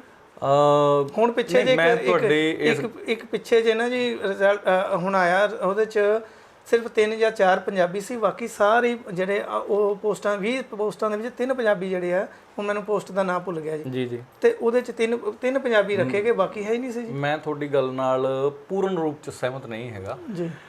ਉਹਦਾ ਕਾਰਨ ਇਹ ਕਿ ਆਪਾਂ ਐਗਜ਼ਾਮਪਲ ਦੇ ਤੌਰ ਤੇ ਲੈਂਦੇ ਹਾਂ, ਆਪਾਂ ਹੁਣ ਕੈਮਰੇ ਦੇ ਸਾਹਮਣੇ ਦੋਨੇ ਬੰਦੇ ਪੰਜਾਬੀ ਬੈਠੇ ਆ ਜੀ, ਤੁਸੀਂ ਉਂਝ ਵੀ ਸਮਾਜ 'ਚ ਦੇਖੋ, ਦਰਅਸਲ ਗੱਲ ਪਤਾ ਕੀ ਹੋ ਗਈ, ਇੱਕ ਨਾ ਨੈਰੇਟਿਵ ਵੀ ਸੈੱਟ ਕੀਤਾ ਜਾਂਦਾ, ਉਹ ਰਾਜਨੀਤਿਕ ਇਹਦੇ ਪਿੱਛੇ ਬਹੁਤ ਸਾਰੇ ਕਾਰਨ ਹੁੰਦੇ ਆ। ਸਮਾਜ 'ਚ ਜਦੋਂ ਵੀ ਕੋਈ ਗੱਲ ਚੱਲਦੀ ਨਾ, ਜਿਵੇਂ ਮੈਂ ਪਹਿਲਾਂ ਕਿਹਾ ਕਿ ਜੇ ਸਾਨੂੰ ਬੁਖਾਰ ਚੜ ਗਿਆ ਨਾ, ਤਾਪ ਚੜ ਗਿਆ, ਤਾਂ ਉਹਦਾ ਕਾਰਨ ਸਿੱਧਾ ਇਹ ਨਹੀਂ ਹੁੰਦਾ ਵੀ ਮੱਥਾ ਗਰਮ ਹੋ ਗਿਆ, ਉਹਦੇ ਹਿਡਨ 'ਚ ਬੜੇ ਕਾਰਨ ਹੁੰਦੇ ਆ। ਤੇ ਜਦੋਂ ਕਿਸੇ ਵੀ ਕਿਸਮ ਦਾ ਸਮਾਜ 'ਚ ਨੈਰੇਟਿਵ ਸੈੱਟ ਕੀਤਾ ਜਾਂਦਾ ਨਾ, ਉਹ ਮੀਡੀਆ ਉਹਨੂੰ ਪ੍ਰਚਾਰ ਕਰ ਦਿੰਦਾ, ਹਵਾ ਬਣ ਜਾਂਦੀ ਹੈ। ਅੱਜ ਕੱਲ੍ਹ ਤਾਂ ਕਿਉਂਕਿ ਅਸੀਂ ਹੁਣ ਵੀ YouTube ਦੇ ਜ਼ਰੀਏ ਦਰਸ਼ਕਾਂ ਤੱਕ ਪਹੁੰਚ ਬਣਾ ਰਹੇ ਹਾਂ, ਤੇ YouTube ਨੇ ਬਹੁਤ ਸੌਖਾ ਕਰਤਾ, ਕਿਉਂਕਿ ਹਰ ਬੰਦਾ ਪੱਤਰਕਾਰ ਹੈ ਅੱਜ ਦੇ ਡੇਟ 'ਚ, ਹੈ ਨਾ। ਤੇ ਜਿਹਨੇ ਜ਼ਿੰਦਗੀ 'ਚ ਕੁਝ ਸਿੱਖਿਆ, ਪੜ੍ਹਿਆ ਲਿਖਿਆ ਚਾਹੇ ਨਹੀਂ, ਉਹ ਪੱਤਰਕਾਰ ਬਣ ਗਿਆ। ਤੇ ਹਰ ਬੰਦੇ ਨੂੰ ਚਾਹੇ ਉਹਦੇ ਪੱਲੇ ਕੁਝ ਹੈ ਚਾਹੇ ਨਹੀਂ, ਉਹਨੂੰ ਆਪਣੀ ਗੱਲ ਕਰਨ ਦਾ ਇੱਕ ਸੌਖਾ ਸਾਧਨ ਮਿਲ ਗਿਆ। ਤੇ ਕਈ ਵਾਰ ਉਹ ਕਹਿੰਦੇ ਵੀ ਜਿਹੜਾ ਹੁਣ ਸ਼ੁਰਾ ਹੈ ਨਾ, ਉਹ ਜੇ ਤਾਂ ਡਾਕਟਰ ਦੇ ਹੱਥ 'ਚ ਹੈ ਤਾਂ ਆਪਰੇਸ਼ਨ ਕਰਕੇ ਬੰਦੇ ਨੂੰ ਠੀਕ ਕਰ ਦਿੰਦਾ, ਤੇ ਜੇ ਉਹ ਕਿਸੇ ਕਸਾਈ ਦੇ ਹੱਥ 'ਚ ਹੈ ਤਾਂ ਉੱਥੇ ਕਤਲ ਹੋਣਾ ਲਾਜ਼ਮੀ ਹੈ। ਸੋ ਇਸ ਕਰਕੇ ਜਿਹੜਾ ਇੱਕ ਮਾਧਿਅਮ ਕੋਈ ਵੀ ਹੈ, ਉਹ ਜਦੋਂ ਇੱਕ ਨੈਰੇਟਿਵ ਸੈੱਟ ਕੀਤਾ ਜਾਂਦਾ ਨਾ, ਉਦੋਂ ਫਿਰ ਉਹ ਗੱਲ ਤੁਰ ਪੈਂਦੀ ਹੈ। ਤੇ ਮੈਂ ਜਿਵੇਂ ਪਹਿਲਾਂ ਵੀ ਗੱਲ ਕੀਤੀ ਸੀ ਵੀ ਜਿੱਥੇ ਨਿਵਾਣ ਹੋਊਗਾ ਉੱਥੇ ਪਾਣੀ ਨੇ ਆਉਣਾ। ਜੇ ਇੱਥੋਂ ਖਲਾਅ ਪੈਦਾ ਹੋ ਰਿਹਾ ਹੈ, ਇੱਥੋਂ ਸਾਡਾ ਪੰਜਾਬੀ ਭਰਾ ਬਾਹਰਲੇ ਮੁਲਕਾਂ 'ਚ ਜਾ ਰਿਹਾ ਹੈ, ਤਾਂ ਸੁਭਾਵਿਕ ਹੈ ਕਿ ਦੂਜੇ ਸਟੇਟਾਂ 'ਚੋਂ ਵੀ ਇੱਥੇ ਪ੍ਰਵਾਸੀ ਆਉਣਗੇ। ਤੇ ਇਹਦੇ ਨਾਲ ਵੀ ਜੇ ਇਹਦੀ ਪਿਛੋਕੜ 'ਚ ਜਾਈਏ, ਜਦੋਂ ਹਰੀ ਕ੍ਰਾਂਤੀ ਆਉਂਦੀ ਹੈ, ਉਸ ਤੋਂ ਪਹਿਲਾਂ ਸਾਡੇ ਪਿੰਡਾਂ 'ਚੋਂ ਪ੍ਰਵਾਸ ਦਾ ਰੁਝਾਨ ਸੀ ਸ਼ਹਿਰਾਂ ਵੱਲ, ਹੈ ਨਾ। ਉਹ ਵੀ ਘੱਟ ਗਿਣਤੀ 'ਚ ਸੀ, ਬਹੁਤ ਘੱਟ ਹੁੰਦਾ ਸੀ, ਸਲੋ ਰਫ਼ਤਾਰ ਸੀ ਉਹਦੀ। ਪਰ ਉਹਦੇ ਤੇ ਪਾਤਰ ਸਾਹਿਬ ਨੇ ਬਹੁਤ ਖੂਬਸੂਰਤ ਸਤਰਾਂ ਲਿਖੀਆਂ ਸੀ ਕਿ ਪਿੰਡ ਜਿਨ੍ਹਾਂ ਦੇ ਗੱਡੇ ਚੱਲਦੇ ਹੁਕਮ ਅਤੇ ਸਰਦਾਰੀ, ਪਿੰਡ ਜਿਨ੍ਹਾਂ ਦੇ ਗੱਡੇ ਚੱਲਦੇ ਹੁਕਮ ਅਤੇ ਸਰਦਾਰੀ, ਸ਼ਹਿਰ 'ਚ ਆ ਕੇ ਬਣ ਬੈਠੇ ਨੇ ਬੱਸ ਦੀ ਇੱਕ ਸਵਾਰੀ। ਵੀ ਬੰਦੇ ਦੀ ਜਿੱਥੇ ਪਹਿਚਾਣ ਸੀ, ਜਿੱਥੇ ਉਹ ਘੈਂਟ ਸੀ, ਉੱਥੋਂ ਪ੍ਰਵਾਸ ਕਰਦਾ, ਸ਼ਹਿਰ 'ਚ ਆ ਜਾਂਦਾ। ਸ਼ਹਿਰ 'ਚ ਕੋਈ ਨਹੀਂ ਜਾਣਦਾ, ਇੱਕ ਸਿਰਫ ਸਵਾਰੀ ਹੈ, ਜਿਵੇਂ ਬਾਕੀ ਦੇ 55-56 ਬੰਦੇ ਬੈਠੇ, ਇੱਕ ਉਹ ਵੀ ਵਿੱਚ ਬੈਠਾ ਜੀ। ਹੁਣ ਉਸ ਟਾਈਮ ਜਦੋਂ ਸਾਡੇ ਜਿਹੜੇ ਛੋਟੇ ਕਿਰਤੀ ਸੀਗੇ, ਜਿਹੜੇ ਕੋਈ ਉੱਥੇ ਸਾਡੇ ਨਾਲ ਖੇਤੀ ਦੇ ਧੰਦੇ 'ਚ ਸਹਿਯੋਗ ਕਰਦੇ ਸੀ, ਉਹ ਸ਼ਹਿਰਾਂ 'ਚ ਆਪਣੇ ਕੰਮ ਧੰਦੇ ਦੀ ਖੋਜ 'ਚ ਆ ਗਏ ਜੀ। ਹੁਣ ਉਹ ਖਲਾਅ ਪੈਦਾ ਹੋਇਆ, ਉੱਥੇ ਫਿਰ ਪ੍ਰਵਾਸੀਆਂ ਨੇ ਆਉਣਾ ਸ਼ੁਰੂ ਕੀਤਾ, ਝੋਨਾ ਲਾਉਣਾ ਸ਼ੁਰੂ ਕੀਤਾ, ਹੈ ਨਾ, ਕਣਕ ਲਾਉਣੀ ਸ਼ੁਰੂ ਕੀਤੀ, ਤੇ ਸਾਡੇ ਹੌਲੀ ਹੌਲੀ ਉਹ ਡੰਗਰ ਸਾਂਭਣ ਲੱਗ ਗਏ, ਹੈ ਨਾ। ਫਿਰ ਸਾਡੇ ਘਰਾਂ ਤੱਕ ਵੀ ਆ ਗਏ, ਘਰ ਸਾਂਭ ਰਹੇ ਆ, ਹੁਣ ਸਾਂਭ ਰਹੇ ਆ। ਤੁਸੀਂ ਦੇਖੋ ਦੁਆਬੇ 'ਚ ਵੱਡੀਆਂ ਵੱਡੀਆਂ ਕੋਠੀਆਂ ਖਾਲੀ ਪਈਆਂ, ਇਕੱਲੇ ਰਹਿ ਰਹੇ ਨੇ। ਸੁਭਾਵਿਕ ਹੈ, ਜਿਹੜਾ ਬੰਦਾ ਜਿੱਥੇ ਹੋਊਗਾ। ਜਿਹੜਾ ਖਲਾਅ ਸਰ ਹਾਂਜੀ, ਜਿਹੜਾ ਖਲਾਅ ਜਿਹੜਾ ਹੈਗਾ ਹੁਣ ਭਰ ਰਿਹਾ ਜੀ, ਇਹਦੇ ਫਿਰ ਕੀ ਪ੍ਰਭਾਵ ਪੰਜਾਬ ਤੇ ਪੈਣਗੇ? ਇਹ ਉਹੀ ਪ੍ਰਭਾਵ ਪੈਣਗੇ ਜੋ ਕੈਨੇਡਾ ਅਮਰੀਕਾ 'ਚ ਪੈ ਰਹੇ ਆ। ਸੁਭਾਵਿਕ ਹੈ, ਜੇ ਅਸੀਂ ਉੱਥੇ ਪ੍ਰਾਊਡ ਮਹਿਸੂਸ ਕਰਦੇ ਹਾਂ ਕਿ ਸਾਡੇ ਭਰਾ ਉੱਥੇ ਅੱਜ ਸੰਸਦ 'ਚ ਪਹੁੰਚ ਗਏ ਨੇ, ਉਹ ਨੈਚੁਰਲੀ ਪੰਜਾਬ 'ਚ ਵੀ ਹੋਏਗਾ। ਤੁਸੀਂ ਲੁਧਿਆਣੇ ਦੇਖੋ, ਲੁਧਿਆਣੇ ਬਿਹਾਰੀਆਂ ਦੇ MC ਬਣਦੇ ਨੇ, ਹੈ ਨਾ। ਤੁਸੀਂ ਚੰਡੀਗੜ੍ਹ ਦੇਖੋ, ਮੋਹਾਲੀ ਦੇਖੋ, ਵੱਡੇ ਸ਼ਹਿਰਾਂ 'ਚ ਜਿੱਥੇ ਇਹਨਾਂ ਦੀ ਤਾਦਾਦ ਜ਼ਿਆਦਾ ਆ, ਉੱਥੇ ਵੀ ਸੱਤਾ ਦੇ ਕਾਬਜ ਹੋ ਰਹੇ ਨੇ। ਸੁਭਾਵਿਕ ਹੈ। ਦੂਜਾ, ਜਿੱਥੋਂ ਤੱਕ ਇਹ ਇੱਕ ਤੋਖਲਾ ਹੈਗਾ ਸਾਨੂੰ ਵੀ ਸ਼ਾਇਦ ਸਾਡੀ ਹਸਤੀ ਨੂੰ ਫਰਕ ਪੈ ਜਾਊਗਾ, ਇਹ ਬੇਬੁਨਿਆਦ ਆ, ਹੈ ਨਾ। ਸਾਡੀ ਹਸਤੀ ਨੂੰ ਕੋਈ ਫਰਕ ਨਹੀਂ ਪੈਣਾ ਇਹਦੇ ਨਾਲ, ਸਾਡੀ ਭਾਸ਼ਾ ਨੂੰ ਕੋਈ ਫਰਕ ਨਹੀਂ ਪੈਣਾ। ਗੱਲ ਸਿਰਫ ਇਹ ਆ ਕਿ ਜੇ ਅਸੀਂ ਸੁਚੇਤ ਹੈਗੇ ਆ ਤੇ ਅਸੀਂ ਅਵੇਸਲੇ ਨਹੀਂ ਆ, ਹੈ ਨਾ, ਤਾਂ ਅਸੀਂ ਆਪਣੀ ਸੱਭਿਅਤਾ ਨੂੰ, ਆਪਣੀ ਬੋਲੀ ਨੂੰ, ਆਪਣੀ ਵਿਚਾਰਧਾਰਾ ਨੂੰ, ਸਭ ਚੀਜ਼ਾਂ ਨੂੰ ਸੰਭਾਲ ਕੇ ਰੱਖਾਂਗੇ। ਇਹੀ ਸਾਡਾ ਫਰਜ਼ ਹੈ ਸਰ। ਸੁਚੇਤ ਹੋਣ ਤੋਂ ਮੈਂ ਗੱਲ ਕਰ ਰਿਹਾ ਜੀ। ਦੇਖੋ, ਜਦੋਂ ਅਸੀਂ ਕੈਨੇਡਾ ਜਾਂਦੇ ਆ, ਅਮਰੀਕਾ ਜਾਂਦੇ ਆ, ਕਿਵੇਂ ਜਾਂ ਅਸੀਂ ਆਸਟ੍ਰੇਲੀਆ ਜਾਂਦੇ ਆ, ਅਸੀਂ ਪਹਿਲਾਂ ਟੈਸਟ ਜਿਹੜਾ ਤੁਸੀਂ ਆਇਲਸ ਦੀ ਗੱਲ ਵੀ ਕਰੀ ਹੈ ਨਾ ਜੀ, ਤਾਂ PT ਕਰਦੇ ਆ, ਸਾਰਾ ਕੁਝ ਕਰਕੇ ਜਾ ਕੇ ਉੱਥੇ, ਅੱਜ ਹੁਣ ਦੀ ਉਹ ਗੱਲ ਹੈ, ਮੈਂ 2-4 ਘੰਟੇ ਪਹਿਲਾਂ ਦੀ ਗੱਲ ਹੈ, ਉੱਥੇ ਸਾਹਮਣੇ ਯੂਨੀਵਰਸਿਟੀ ਦੇ ਸਾਹਮਣੇ ਇੱਕ ਆਪਣੇ ਅਫਰੀਕਨ ਸੀ, ਅਫਰੀਕਾ ਤੋਂ ਸੀ ਬੰਦੇ ਉਹ, ਤੇ ਉਹ ਆ ਕੇ ਵਿਚਾਰੇ ਗੱਲ ਕਰ ਰਹੇ ਸੀ, ਉਹਨਾਂ ਕੋਲ ਬੋਲਿਆ ਨਹੀਂ ਜਾ ਰਿਹਾ ਸੀ। ਤੇ ਮੁੰਡੇ ਵਿਚਾਰੇ ਸਾਡੇ ਉਹ ਜਿਨ੍ਹਾਂ ਨੇ ਸਮਾਨ ਦੇਣਾ ਸੀ ਦੁਕਾਨ ਤੇ, ਉਹ ਉਹਨਾਂ ਨਾਲ ਨਾ ਅੰਗਰੇਜ਼ੀ 'ਚ ਗੱਲ ਕਰ ਰਹੇ ਸੀ, ਜਿੰਨੀ ਕਿ ਉਹਨਾਂ ਨੂੰ ਵਿਚਾਰਿਆਂ ਨੂੰ ਆਉਂਦੀ ਸੀ, ਹੈ ਨਾ। ਤਾਂ ਸਮਾਨ ਦੇ ਰਹੇ ਸੀ, ਤੇ ਮੈਂ ਉੱਥੇ ਖੜਾ ਮੈਂ ਵੀ ਕੁਛ ਲੈ ਰਿਹਾ ਸੀ। ਮੈਂ ਫਿਰ ਉੱਥੇ ਇੱਕ ਗੱਲ ਮਹਿਸੂਸ ਕੀਤੀ, ਮੈਂ ਕਿਹਾ ਯਾਰ ਵੀ ਗੱਲ ਸੁਣੋ, ਜਦੋਂ ਮੈਂ ਕੈਨੇਡਾ ਜਾ ਕੇ ਆਇਆ ਉੱਥੇ ਅਸੀਂ ਬੜੀ ਕੋਸ਼ਿਸ਼ ਕਰੀ ਦੀ ਵੀ ਯਾਰ ਦੁਕਾਨ ਤੇ ਜਾਣ ਤੋਂ ਪਹਿਲਾਂ ਨਾ ਪੂਰੀ ਕੋਸ਼ਿਸ਼ ਕਰੀ ਵੀ ਉਹਨਾਂ ਦੀ ਭਾਸ਼ਾ 'ਚ ਗੱਲ ਕਰੀਏ ਤਾਂ ਕਿ ਸਾਨੂੰ ਸਮਾਨ ਸਹੀ ਮਿਲ ਜੇ। ਤਾਂ ਮੈਂ ਕਿਹਾ ਵੀ ਅਗਲੇ ਤਾਂ ਆ ਕੇ ਸਿੱਧੀ ਅੰਗਰੇਜ਼ੀ ਬੋਲਦੇ, ਤੁਸੀਂ ਉਹ ਕਰ ਰਹੇ ਆ।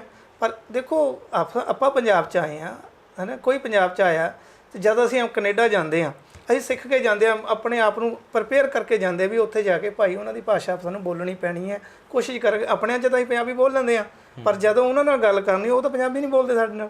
ਤੇ ਅਸੀਂ ਕਿਉਂ ਨਹੀਂ ਆਪਣੀ ਸਾਡੀ ਸੁਚੇਤ ਕਿਵੇਂ ਹੋਵਾਂਗੇ? ਮੇਰੇ ਕਹਿਣ ਦਾ ਭਾਵ ਇਹ ਸੀ ਵੀ ਸਾਨੂੰ ਕੋਸ਼ਿਸ਼ ਕਰਨੀ ਚਾਹੀਦੀ ਵੀ 4 ਗੱਲਾਂ ਪੰਜਾਬੀ 'ਚ, ਇੱਕ ਅੰਗਰੇਜ਼ੀ 'ਚ, ਉਹਦਾ ਵੀ ਕੰਮ ਹੋ ਜੇ ਤੇ ਉਹ ਅੱਗੇ ਨੂੰ ਸੋਚੇ ਵੀ ਭਾਈ ਮੈਂ ਵੀ ਪੰਜਾਬੀ ਸਿੱਖਾਂ ਜਾਂ ਮੈਂ ਇਸ ਕਲਚਰ ਨੂੰ ਸਮਝਾਂ।